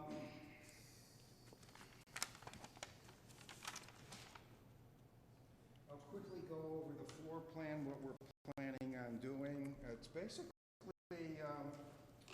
Joe, you can pull the microphone. oh, sure. Is that better? Oh, I want to see Either this. that or you can pull it out completely as you need away. Oh, It just doesn't pick anything up once you step Oh, it does, that far okay. away. All right. Can you hear me okay now? Okay, good. This floor plan's the lower level. Basically, what we're doing is gutting the interior, doing a completely new interior to existing sales floor. And then the second floor, which has about 1,400 square feet built into the roof lines that you see, we're going to remove that, okay? And we're going to go up with a totally new second floor.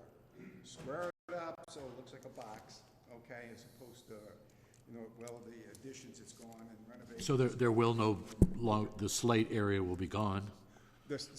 Sorry? The existing slate, mansard or whatever the... Oh, yeah, all that. All that's all that gone? mansard roof is, you'll see that. Yep, that's all gone. So that's basically the demolition of what we're doing, taking everything down to the first floor, or the roof of the first floor, and then removing all of that. Okay?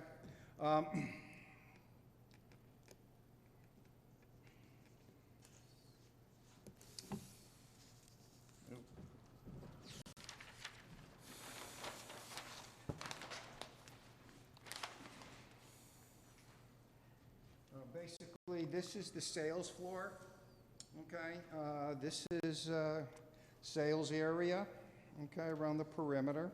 This is the new electric vehicle presentation area or sales area, and these are, again, the vehicles that will be displayed. All right, so that's the first floor. The second floor, as I told you, we're totally removing that,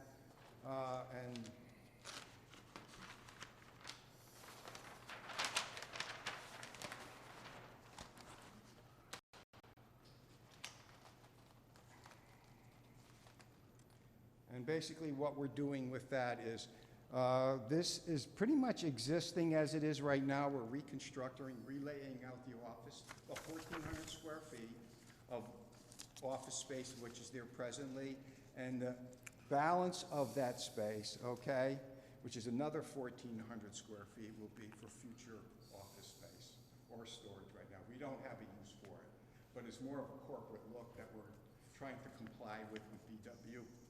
Okay, in terms of the elevations,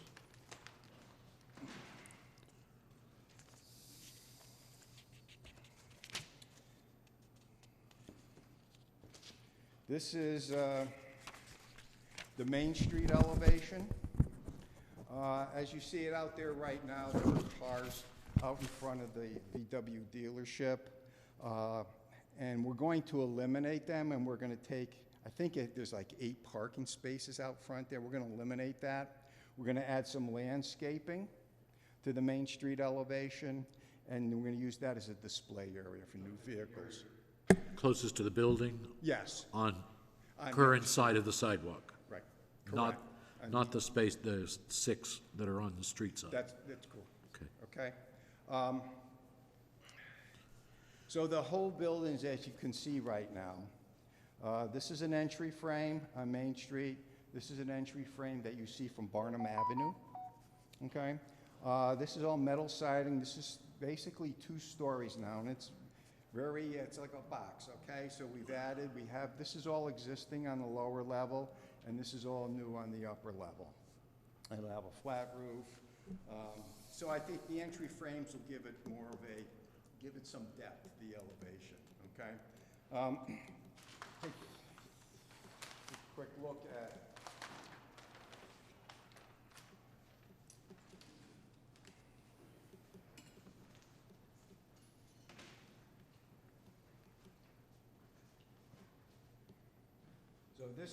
this here elevation is Barnum Avenue. So you can see this is the metal siding, 2 stories, entry frame here. And you can see what here is displayed. This is the existing brick service area. Okay, that's going to get painted to match the metal siding. So we're not going to leave the old service area as it is. We're going to clean it up, freshen it up, paint it to match the metal. So I think that's going to enhance that whole elevation a lot. And then this is the elevation that faces the town hall. Okay, that's the back of the building that you see right now. You pull into the parking lot, that's the elevation. Okay? Let me see what else I have. So I went through the 4. Okay. We have gotten comments from the Architectural Review Board, and we will address all of those. One of them, again, one of their comments was really the landscaping here. We're going to remove the pavement that's there, and we're going to replace it with brick paving. So we're going to add a really nice display area, okay?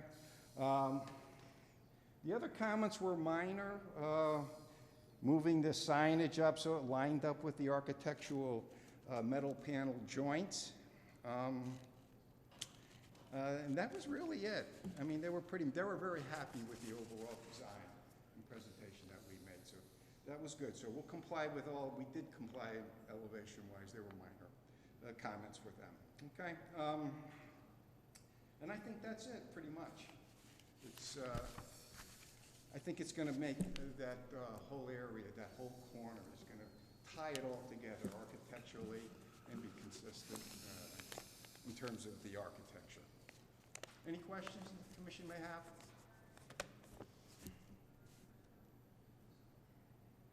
Anybody?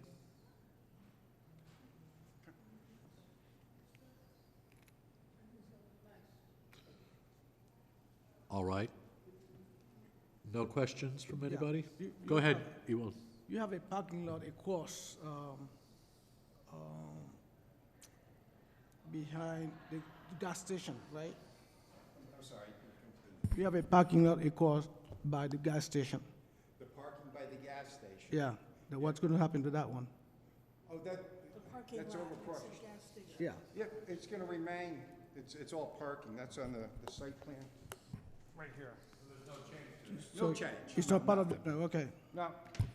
Well, everything's pretty much staying the same. It's a relative.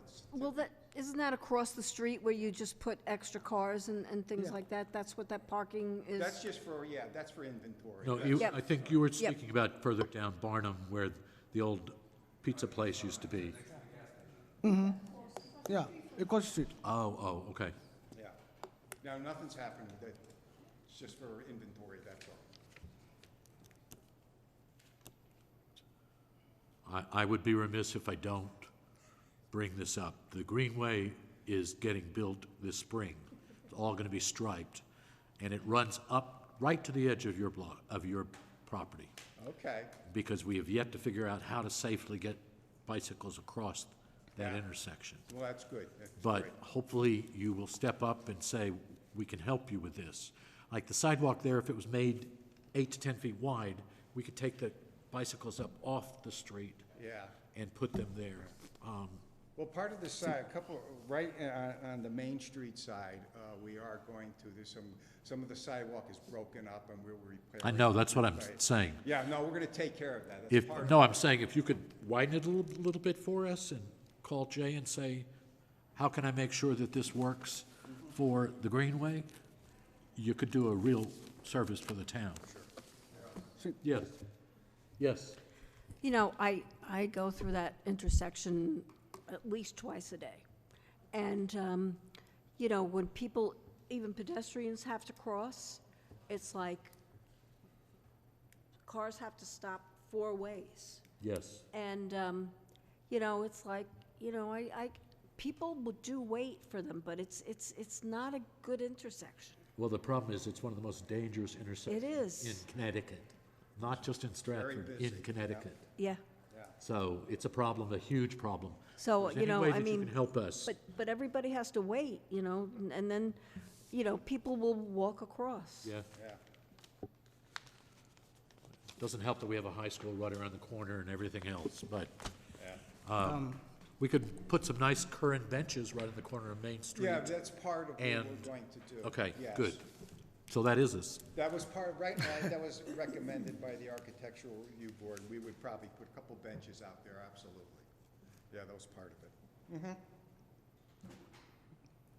That's, All right, so you're done? Any questions? yeah. Okay, I'm going to turn it over to, I'm sorry. Oh, go ahead. I mean, no. This is a corner of between Main Street and Bottom Avenue. Obviously, the appearance is very important. Well, that to whole, the it's going to, town. you mean the building itself? Yeah. Oh, it's going to change a lot. Unfortunately, you don't have any color It's white. picture, so I can, Oh, you know what I do? we can look at it, Yeah, let me, because the building will be different from the existing one.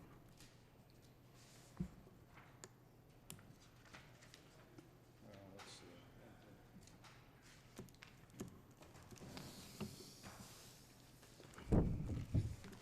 I can just, this is what the building looks like now, okay? This is Okay. what faces the town hall. This is Main Street. All of this is coming off, okay? Barnum Avenue elevation, Barnum Avenue Service Bay elevations, pictures.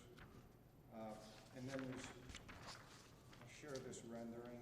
This is the interior renovation. This is the electric vehicle service, a welcome desk, couple cars, but that's the interior renovation.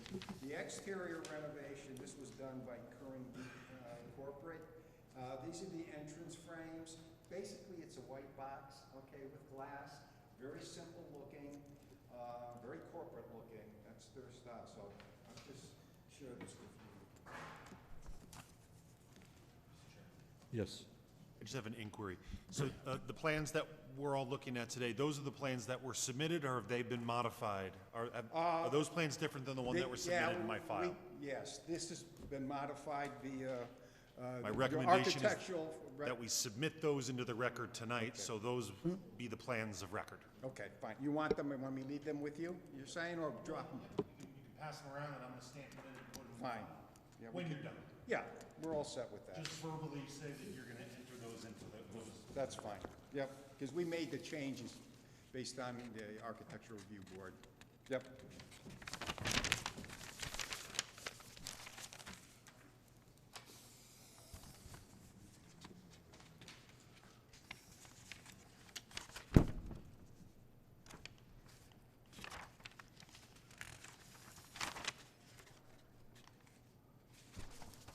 Here, Jay.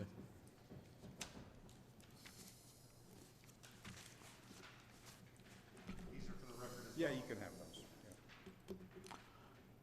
I have also another point to raise with you before you leave.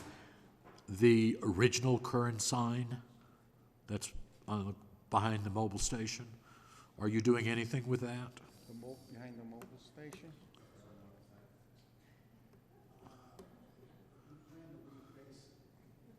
Okay, this is Chris Curran. Chris can come up. Huh? He should work. What? Yes, that sign, we've been, over the last, say, 5, 6 years, we've been working on this property, acquiring the Barnum Avenue property and remediating it, taking the tanks out. Same thing with the 2792 property. We took the building down, we remediated, there were tanks in the ground, we removed. The sign was always there, and we were always intended to reface it. You know, because it's such a unique and tall, we would And never... historic, if I and can interrupt. historic, we would never be able to get approval for anything close to that height. So we just didn't want to spend the money yet until we got all these things, you know, Don't tear it finished. down. Save it if you can. We're trying, that's what we want to do. Particularly if you're going with the corporate look on the building and you're losing all of the shingles and all that stuff. At least keep that original current Volkswagen sign, because that really is a... Thank you. I'm glad you said that, because that's the plan. That's probably from your first years, right? Yeah, yeah. Yep. It was Okay. my dad's originally, and now my sons are taking over. Thank you. No questions. Anybody in the audience like to make a comment in favor of the project?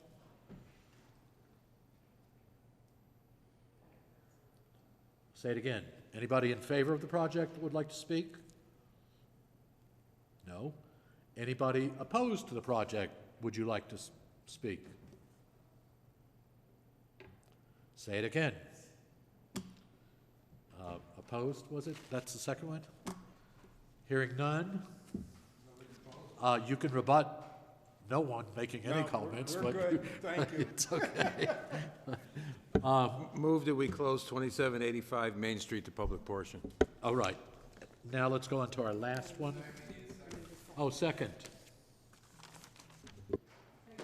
All in favor? 5-0. Okay.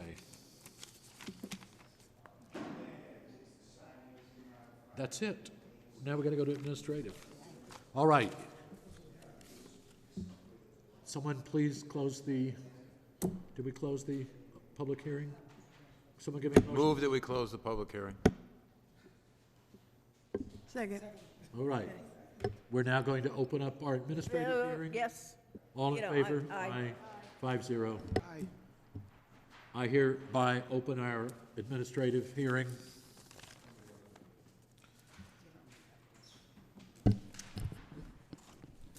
Mr. Chairman, motion to open the administrative hearing. All right. Second? Second. Ewell. All in favor? Aye. All right, let's go. 225 Lordship Boulevard.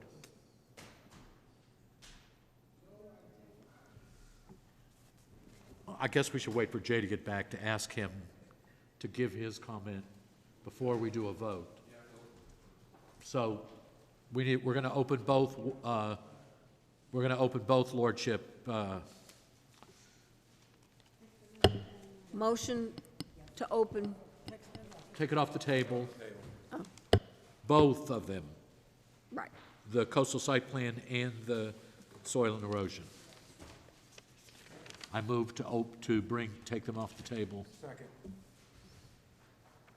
All in favor? Aye. Aye, 5-0. Okay. Jay, will you make a comment on? Well, Thank you, Mr. Chairman. So I think what we had presented tonight was something drastically different than what was submitted. And so I think what you all have before you now is you have to weigh, and I want to explain it just one more time for you all. You all originally approved 100-unit development. 30% of those were affordable. Of that 30% affordable units, 15 were rented at 80% of the household median income for the area. The other 15 were 60% of the household median income for that area. What they proposed tonight was to keep the density at 100, but to eliminate all the least expensive units for the most vulnerable people who are looking to rent. Those are no longer available. They're only 80%. And so and I think this is a double-edged sword, what you are considering. Are you okay with eliminating the least expensive units for less units overall, but essentially they're all going to be now a little bit more money? And I think that there's two ways you could look at that. Are you trying to reduce density overall by 27 units and essentially lose a little bit of affordability? And are you okay with that? And I would be good with either decision I think that you make. I mean, this is a compromise. So, if you feel that losing those 60% least expensive rents is worth it, or more important to this development, I think that's really what you all need to decide tonight. Or you need to decide ultimately. You don't have to vote tonight. But for me, as I'm sitting here trying to put myself in your shoes, that's what I'm thinking about. Do I care more about the total density of 100 units or 127? Because really the affordability, the difference, they seem to be okay with 36 affordable units. Under the 127 unit proposal, they're giving us 39. So we're really getting less units. We're getting less affordable units, I should say. So it's not just, this is an even swap. I think that you all are going to have to determine what's most important to you. Is it least density? If that's the option, then if that's what's most important to you, then I think you strongly consider the alternative proposed tonight. If you want the most affordability in this unit, you go with the original proposal that they submitted, which is 127 units. And you get to keep that 60%, the lowest costing rental units there, really for the most vulnerable folks in society looking for stable housing. And I certainly understand either one of these options. I don't think there's a right answer to this. It's really what you think is best for the town of Stratford. And so that's really my only comment, other than, you know. So we go back to the original proposal if we deny it today? Well, you would just approve what was submitted, not what was the.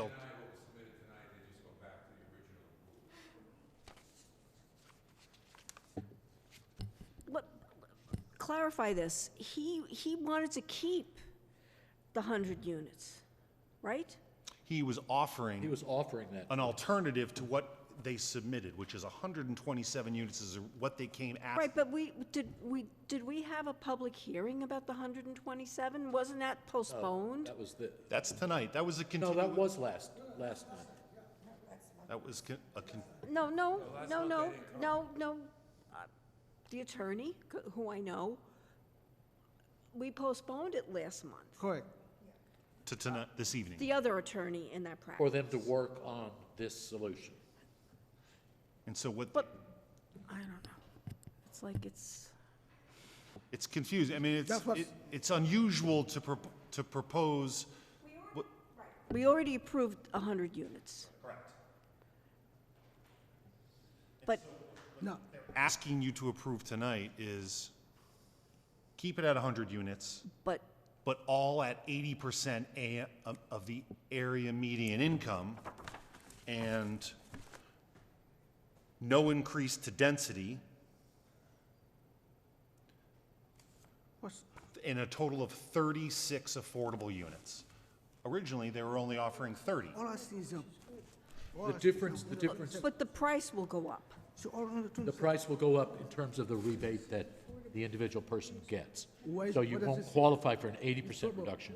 You'll only qualify for, you won't qualify for a 60% reduction. Wait. You'll only qualify for an 80%. No, that doesn't make sense. No, you would lose the units, the 15 units that are 60%, 60% of the average area median income. That's who qualifies for this. Those are gone. If you approve their modification, their this evening, the 100 that they, And so you could say, we like that modification and we agree to it with some conditions, or we don't like that and we're going to approve the original application that you presented tonight. Or I guess you technically could deny it. You could deny the whole thing. But the 100 still stands. The previous one that was approved 2 years ago, that's still there. That still stands. But the problem is, what they were offering tonight were more units. Without the 60%. When we did it before, it was... Half, 15 units are at 80% AMI, 50% units are at 60% AMI. They can get more money under the proposal they're making today, that's why they're offering it to us. 60% would be gone. The least expensive units to rent would be gone under the proposal this evening. Well, no, we've already gone with 100. What we currently have right now is the 100. That's what we approved them for. With 27 units. Right, and with 27 units. That's correct. Made up of both 60 and 80. What we're saying to them, what they were saying to us tonight is, take that 100, get rid of the 80, only keep the 60. No, I'm sorry. Get rid of the 60, only keep the 80, and we'll give you 27, right? I think you have three options, okay? They have 100 units that's approved, and there's 30 affordable units, 15 of them at 60% and 15 of them at 80%. So think of it this way. If you had a $1,000 rent a month, then at 80% would be 800, at 60% would be 600, okay? That's how it would, so that's what they have right now, and I'm just using the 1,000 numbers to make it round. So that's what they already have. Now, they came in last month and said, hey, you know, the prices have gone up for you know, equipment and all this other stuff. It's really expensive, and the financing doesn't really work out. So we want to get 27 extra units. That's what they asked for. So then they'd be at 127. It'd still be at 30% affordable. So that would be 39 units. 30 units from the ones they've already promised out of the 100, and 9 units is a third of the 27. So it'd be 39 units. And again, that would be like 19 units at 60% and 20 units at 80%, or vice versa.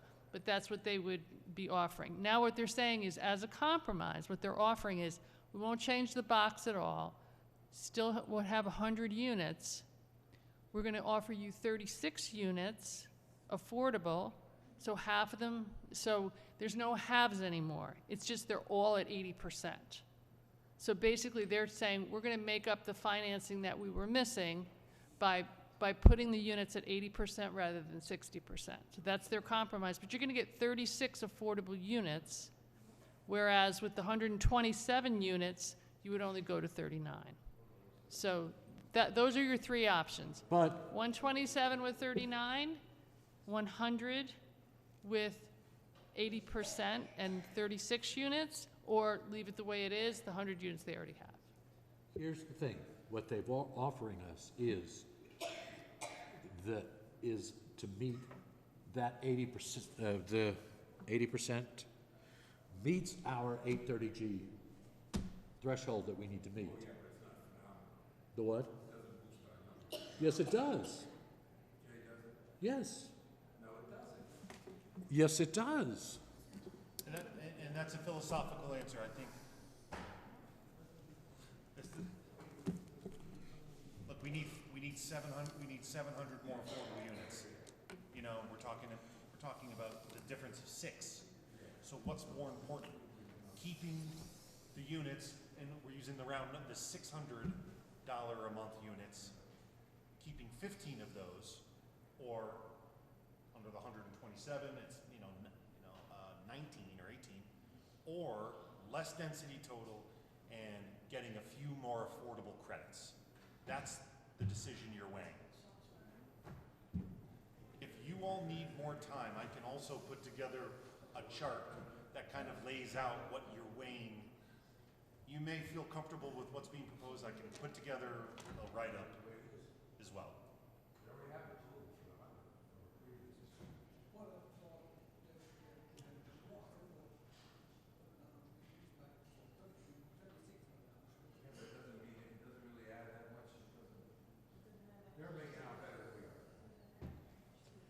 But Microphones. also remember that part of the reason that we had this discussion with them is they want to make a 75-foot, which actually will be 79 feet tall building there. That will be the biggest building that we have in Stratford. So do we want, for the number of affordable units that we're getting, do we want to really have that big of a presence with a building? Well, didn't he say that it would be the same height as the building, If you know? we go with the 100. The old Yes, Vermont. it'll be the same as exactly what we approved before, with the exception, that's what I brought up. Well, No, he's well, asking no, for- the new height, not what we approved. No, it will be what we approved, not what they No, proposed. no. We approved the shorter height. Right. If we That's what he's approve the saying. higher height, it's the same height as the old Ramada. That's correct. Actually, it's not 79, it's 70. You're asking. Well, if you 5. go and read carefully the elevation drawings, it ends up being 75. By the time you get to all of the stuff that goes on the rooftop, the elevator shafts and all of that. That's how we got fooled on another project Oh, man. that ended up being much taller than we thought. I think Maybe, that if we came back rested maybe, and discussed this again, we could do this really quickly. I think right now we're getting to the edge of our being exhausted. If you're okay, if it's not going to affect them one way or the other, I'm not going to make, I can't make the decision whether it's going to affect them. I'm sure they want the answer this evening. Okay. I don't think that should impact your making the best decision for yourselves in the town. And I will offer one more time, if you feel you need to see it in a little table, the 3 options, I'm happy to put that together for next month. If you're comfortable this evening, and you don't need that, that's fine. I think, yeah, it's a good idea, yeah. Let's see it. Do we want to table it? We want to, Yeah, let's see it. Table. table means we can,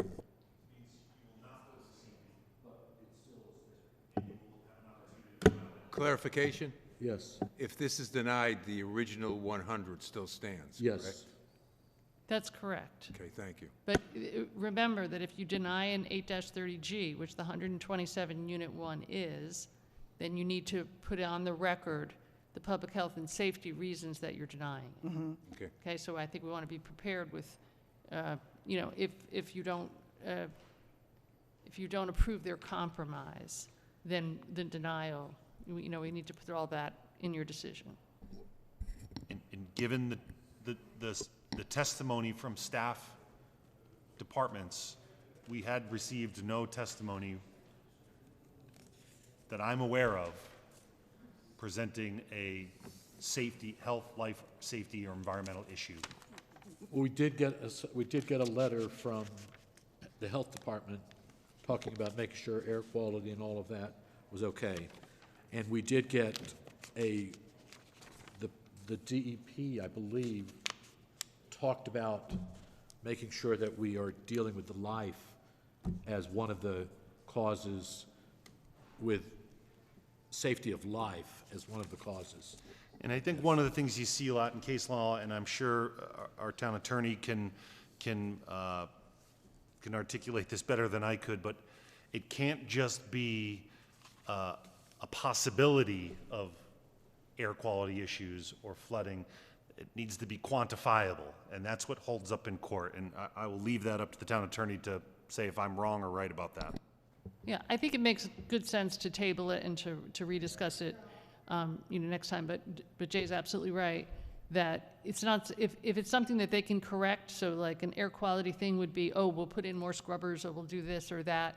That's not a public health and safety issue if it can be addressed. So it needs to be something that you could not otherwise address. And now, they have offered you this compromise. So that's where your decision making is going to come in. Let's see the table. All right. Yeah, Did you make a motion to table? table. Let's make a motion to table, and at the same time, request that Jay make up a table and send it to us so we can actually think about it. Don't throw out your paperwork from. Okay. Do we have a motion to table or not? Motion to see the table. Second. Aye, no discussion on a motion to table. Aye. Well, now we need to make a motion to ask Jay to do a table for us. We're doing that. Motion for Jay to prepare. Okay, motion for Jay to do the table for us, okay? Okay. All in favor? Aye. Aye, 5-0. Okay, let's go to the next one then.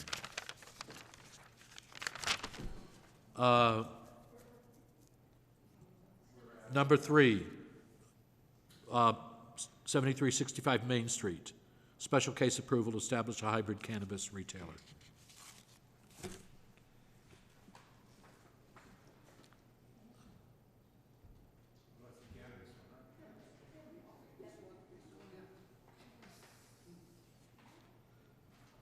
Motion to take it off the table. Second. All in favor? Aye. Aye. Deborah, would you like to lead this? Yes, because I live there. I get my Chinese food there all the time. It's not a crowded area. I never see children.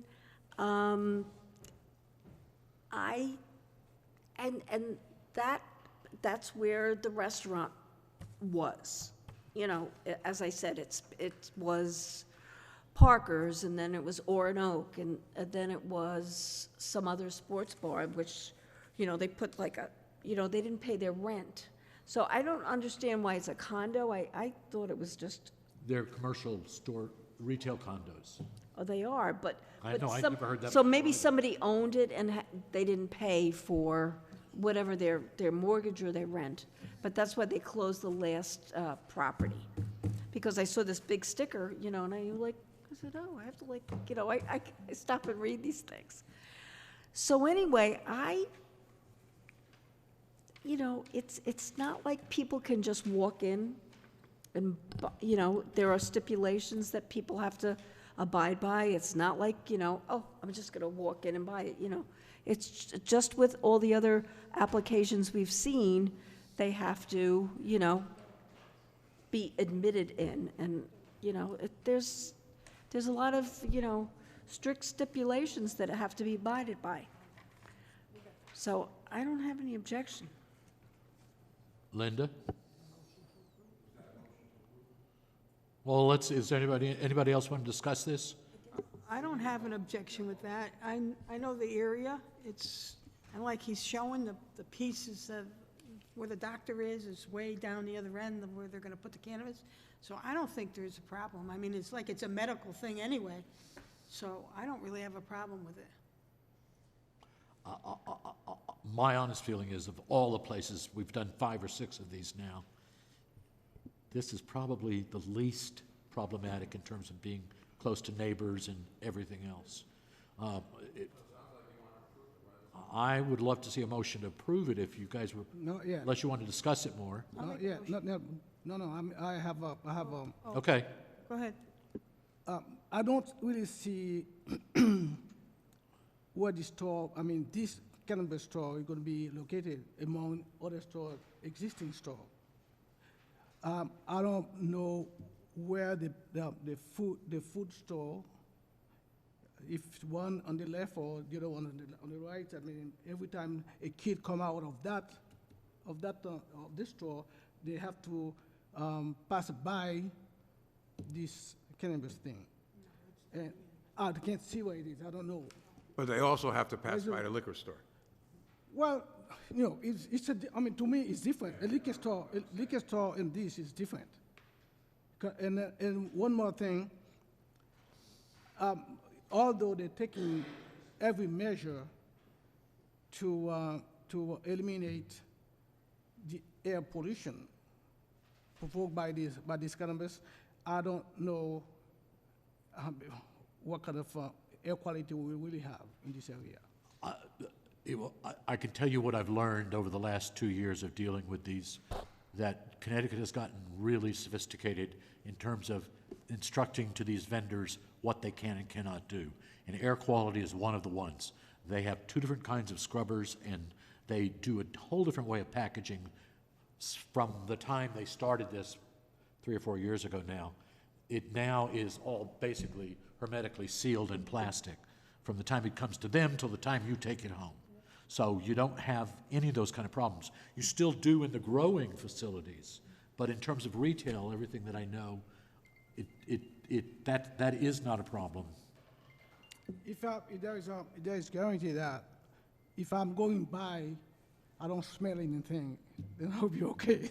So I can't guarantee, but I just wanted to clarify, to answer your question, Commissioner Joseph, that it's not like when someone goes in order, and I've learned this as we've seen more applications, someone wants $100 worth of cannabis. They don't take it from here and move it into a jar and then close. Nothing can be opened, as far as I understand. Nothing can be opened. Everything is in sealed containers when it arrives. So there's no opening or closing of anything, which, from my understanding, in addition to many of the conditions about carbon filters that are required, it's a significantly different use than a production facility where it's all open and, you know, the product is essentially breathing. I don't think any of the product is breathing in this type of environment, at least in the state of Connecticut, because everything comes to this facility pre-sealed. I can't say that there is zero smell. I would be surprised if there is zero smell inside, but I think it's significantly different than a production facility. Yeah, there's zero manufacturing. It comes packaged. So They they don't can- manufacture anything there. So the concern of the gentleman who was about his kid going by, where would he go if they are the first one? This store will be at the corner where as standing on, so there's no way that any kid will go by, go into food store, whatever, food shop. So Debbie. if it's It's controlled. Nobody's allowed in without permission. You know, we've been through this a lot, and they, you know, it's like you have What? to, you know, be allowed to come in. You can't like just walk in like, you know, a candy store. Yeah, I know. And I'll just add, I mean, many of your fellow commissioners have either lucky or unlucky enough to sit through and really learn about, I mean, I think I heard a lot of these same questions from a lot of your fellow commissioners, so I think they're good questions. So I just wanted to make sure that's stated. okay. But we'll respect however you vote. Pardon? Is there anybody else who wants to comment? No.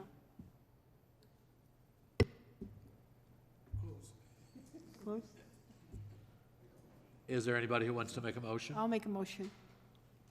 I'll make an. Before we make a motion, I'm sorry, so you don't have to do this twice. We have all the conditions of approval that we have attached to every cannabis retailer in town. The applicant had some concern about number 4 with their hours of operation.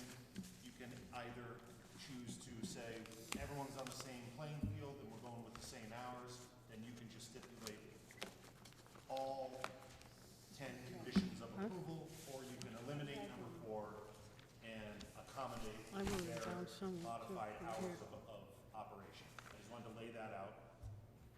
That's it. And just to give you the history on that, 3 of the previous applications were near churches, and it was the churches who demanded really reduced hours for Sunday.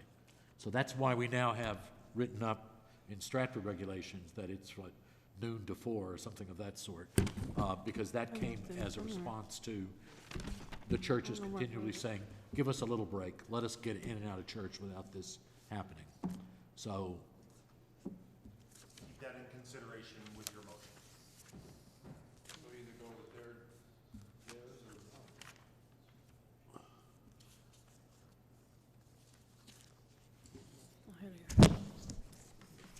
no, that's Curran. Yeah, I'll find it for you. No, for the hours, Oh, 9. Yeah. 9. And Jay, there's too much there 9 just to to simply 8. take your, 9 to 8. To 8 9 to 8. and Except 8 including? to 10 weekends. yeah, Monday through okay. Saturday, 9 So, to 8, and can- 9 to 4 on. Excuse me. Could you please remind us of the hours? Sure. So, the applicant has requested Monday through Saturday, 9 a.m. to 8 p.m., and Sunday, 9 a.m. to 4 p.m. That's what the applicant wishes for. The previous 2 other hybrid or cannabis retailers were approved for Monday through Saturday, 10 a.m. to 9 a.m., the same amount of time, just Yeah, it was- up a little bit, 10 up a.m. 1 to- hour. So we're doing 2. And Sundays, 12 to 9 p.m. I like this one better, Sunday, 12 to 9 a.m. It's up to you. Can I The reason ask our why applicant, we have if less they're still in the kid audience? No, okay. going, So we either have to say, live with our Sunday time, or we need to give that up for them, one way or the other, right? Why don't we They live with can't our really time? negotiate So that that- with- why don't we just live with our time, so that anybody comes, we stick with the same times for everybody? Yeah, because we're gonna keep getting these. I mean, by the time we get 2 cannabis dispensaries in town, the state is gonna change the law that allows more than 2. So eventually, this is gonna keep happening again and again and again. Okay, so you're saying, I'm saying be consistent with our. keep our time, With the other ones. 9 to 8. Monday through Saturday, 10 a.m. to 9 p.m. Sundays, 12 Yeah, that's, yeah. Okay. Yeah.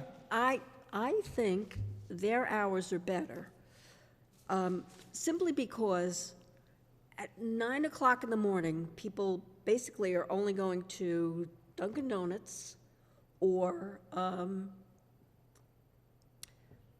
whatever, there's a little deli there that people get breakfast at. Because all the other restaurants open later, all the, maybe some of the doctor's offices open at 9, but it's not a busy time at 9 a.m., so I don't think there's, kind of like a traffic issue. I think it's kind of like a slow time. And 8, of course, all the restaurants are open at 8 o'clock at night, so. But Deborah, what we were trying to do with this is to have a standard time. So I'll ask you, the question is, do you think we should stick with our guns and say, conform to our standard time, this is what we want? I think it should be a case-by-case basis, because it depends on the location, That's true. Yep, I agree. my opinion. Does that function as a case-by-case? Yeah, I think so. I Can we think do you've that? articulated the difference between between applications. If you feel comfortable that we are not comparing necessarily apples to apples. Okay, that sounds fine with me. So, are we going to do we want to discuss this anymore? Are we accepting everything except for number 4? And I think that's how I would phrase it. All planning and zoning administrators' conditions from the January 3rd memorandum, except number 4. And I'm looking for that still for you. The hours of operation are, as the applicant presented, Monday through Saturday, 9 a.m. to 8 p.m., Sunday, 9 a.m. to 4 p.m. Right. I dropped all my paperwork. I don't want. Huh? She was getting ready. She was getting ready to. Make the motion. So you're gonna make a motion to accept this with Jay's conditions, except for number 4, which deals with time. Okay. Okay. And accept the applicant's proposed hours of operation. Motion to accept the applicants? Pardon? Hours of operation. Hours of operation. Our corporation? The applicant's hours of operation. Oh, hour of Hours of operation. hours of operation. Okay. All of my recommendations, And all of Jay's recommendations, except number 4. except for number 4, the time, right? I make a motion to approve. Someone second. Second. Deborah second. All in favor? Aye. Aye, 5-0. Okay, let's go to the next one. Thank you. Did you vote for it? We all Okay, voted? the next one, I think is current, but, I pass on that. oh, sorry, 4-0. Okay. 4-1. 4-1. 4-1. Well, you didn't vote negative, you voted, I didn't pass on vote. that. Did he I don't vote abstain, no. or He did he voted, but he vote? voted, so it's 4, it's, he voted no. he abstained. Yeah. Okay, next one.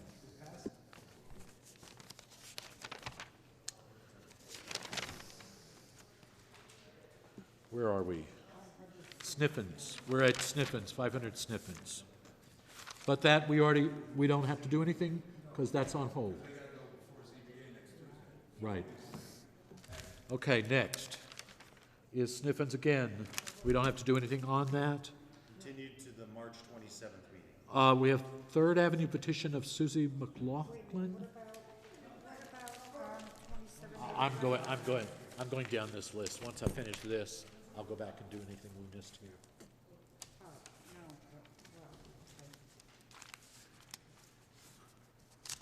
Because I put all my notes on this earlier. You're working off the work agenda? No, I was working off this, and she's working off the agenda.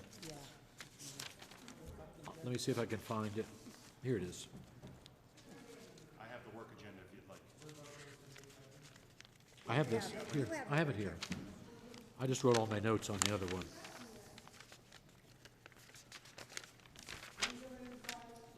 Okay, after that, after Sniffens is 2785. Jay, will you explain that to us, please? So the applicant is just requesting facade improvements in a second floor of office space. I had several conditions that I recommended, and most of these are standard conditions. Let's see, current Volkswagen. Yep, architectural review board compliance, MS4, the revised site plan, landscaping plan be approved by the conservation administrator, and any comments from the town engineer be complied with. That's current. And that includes like that water pipe that's running into town property, all of that, correct? We're talking about current here? Current, correct. If you wanted to attach my 4 conditions, you could just say, from the planning and zoning administrators, 4 recommended conditions in the memo dated February 20th, 2024. Are you guys, do you view what they're doing at Curran favorably? Yes. The biggest thing is, do you want it to remain looking like a colonial, No, correct is okay. or they're going for a really Well, corporate look? I have bought Volkswagens from another dealer years past. And they had renovated their building years ago. I mean, you know, like a long time ago. It's long overdue. You know, most car dealers do renovate, you know, or move and, you know, build a new building. It's a sign of the time. And we're down to one car dealer in town still. Yeah. Even when I was here, there were several others. I think it's a good move. Jay, what did you have on your Yeah. on your document? Are you referring to conditions, recommended conditions of approval? Yes. They're the typical that I would normally recommend, compliance with, would you like me to read them out? Okay. The applicant shall obtain a letter authored by a licensed engineer assuring compliance with the town's MS4 stormwater permit plan and submitted to the Office of Planning and Zoning and the town engineer for review prior to issuance of any building permits. Number 2, all recommendations made by the Architectural Review Board in their memorandum 12/15/2023 shall be strictly followed. Prior to applying for building permits, the applicant shall receive written confirmation from the ARB chairman ensuring the applicant's final plans satisfy the intent of the ARB's recommendations. Number 3, as related to the enhanced landscaping plan submitted, the applicant shall receive a letter from the conservation superintendent that they are satisfied with the proposed planting selection. And 4, the applicant shall incorporate any and all recommendations made by the town engineer in their memo dated 2/6/24 prior to the issuance of any building permits. Verification of the town engineer's satisfaction is required via letter or email to the Office of Planning and Zoning. And these are typical what we would require. Mr. Chairman? Yes. Point of order on the recommendations. Number 2, Yeah. all recommendations made by the ARB in their memo shall be strictly followed. They do not have the authority to say that. They're an advisory board to us. We have the authority. They don't. That's That's what we're saying to them. No. We're saying to Curran. All right, well, listen to me then. Then the chairman of the ARB has to get written confirmation before they can get a building permit? No. They should come to you because we're the ones that issue the authority for them to build, they have no authority. Well, by that time, we've already approved the project. No, you're missing a point. I understand. But we are trying our best to move our architectural review board. So who's going to give the ARB chairman written confirmation? It's the other way around. They give me confirmation. Okay. The ARB chairman says, Jay, I looked at the revised plans. Is it 100% exactly what we said? No. Does it fulfill the intent? Yes. And then they can proceed. That's all we ask. So the applicant doesn't have to go back to them? No, we said they apply for a building permit and Okay, because we don't need another step in this town. Okay. No, but what we're trying to do is to get them to increase their design footprint on all of the projects. Well, this also isn't Darien and Greenwich either, so some of the stuff they asked for is, I mean, it's okay now, but some of the stuff they've asked for in the past is doesn't fit in with the area where the building's being built. And the additional $10,000 or $15,000, $20,000 expense is not necessary. There are people that are thinking. That's their money. Comments. That's their money. Okay, That's so their money. do we need to discuss this? Do we need to discuss this? Have we made a motion and seconded? Have we made a motion and seconded? Motion to approve with the J stipulations. Second? Second. All in favor? Aye. Aye.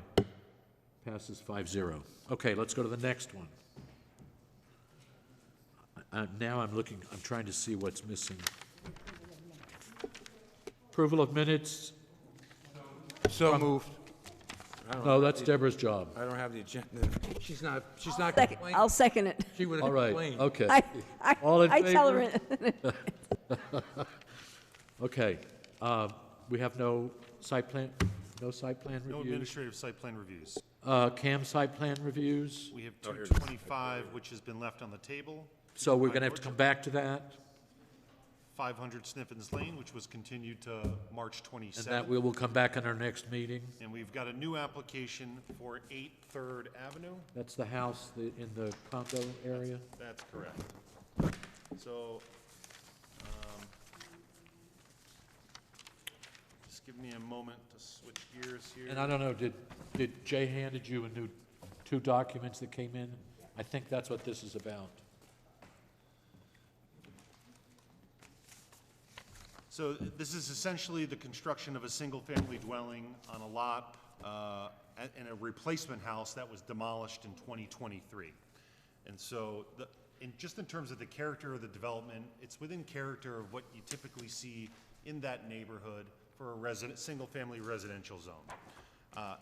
So we received comments from the town engineer, as well as the applicant's representing engineer. And those documents have been put before you this evening. The first recommendation that we got was from DEEP. They have 2 comments, and they recommended the commission attach the following conditions: compliance with all FEMA requirements within the Limois area, and 2, maintenance of adequate sedimentation and erosion controls during construction. I support both of those. Jay, will you explain Limois? So Limois is the limited area of moderate wave action. And that is a FEMA term that basically says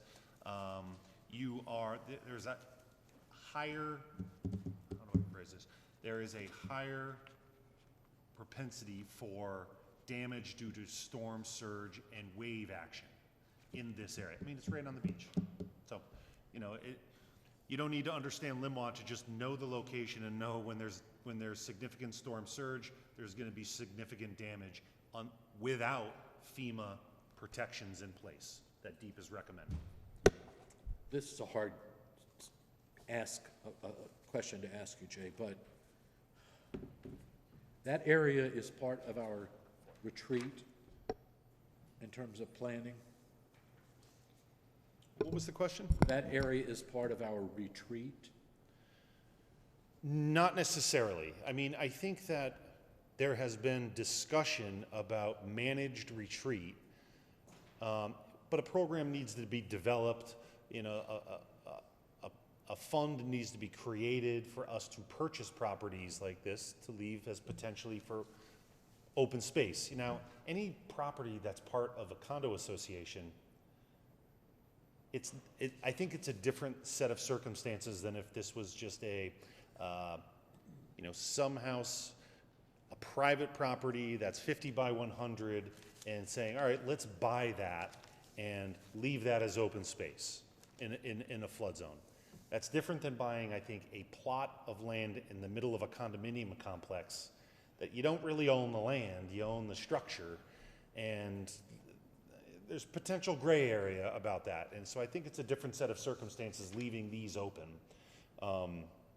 without a very robust buyout program in place, which we don't have set up currently. So, But still, whoever's doing this is assuming full liability and responsibility for the property itself. so the other comments that we received were a response to John Casey's comments, which were essentially asking the applicant to retain 1 full inch of stormwater. They had communicated, the applicant responded, and I put this here for you, which is essentially the applicant will provide, design, and retain the first ½ inch of stormwater, essentially saying we agree to this, and we agree to that condition. So my recommendation is that you all condition, just like we did in the last one, all comments, all recommendations made by our town engineer be strictly followed and verified with the Office of Planning and Zoning prior to a building permit. That's my recommendation.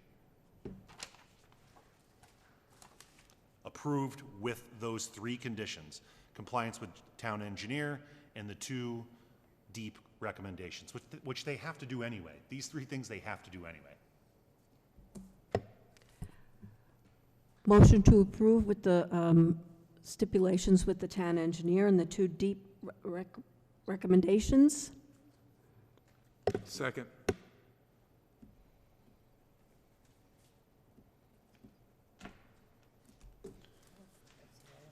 all in favor? All in favor? Aye. No, I'm reading this. All in favor? Aye. 5-0. You're not in favor? Okay. 4-0. Or 4-1, sorry. Okay, what else do we have here?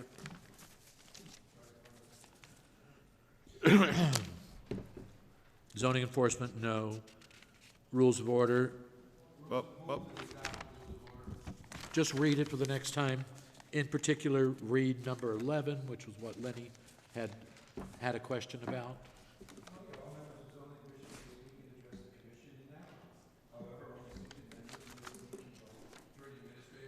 So we're going to bring this up at the next. If anybody wants to make any little small changes, we can do it in 10 minutes. No.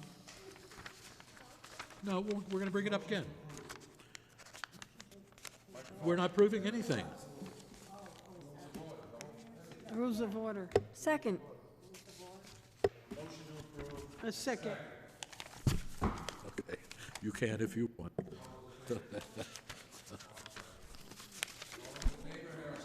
All in favor? Aye. Aye, okay. So we don't need to discuss it next time? No. All right.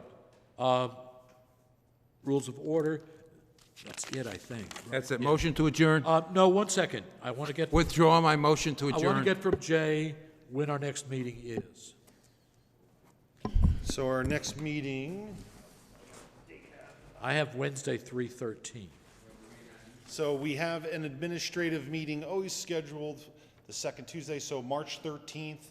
I'm not sure if I'm going to be ready with we're working on the most intensive section of the zoning regs, which is our use chart, which basically says you can look up your use, automotive, CA zone, permitted. Jay, take your time. Okay, so I don't think we're going to be ready for the 13th.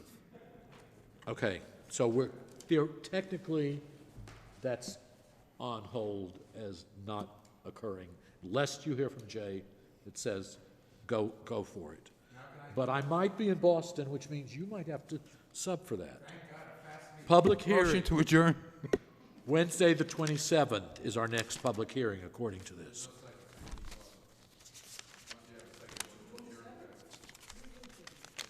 March 27th. I'm going to find a reason to hold it. I will overrule you. Second. All right. All those in favor? Thank you. All those in favor, Harold? Even though we are.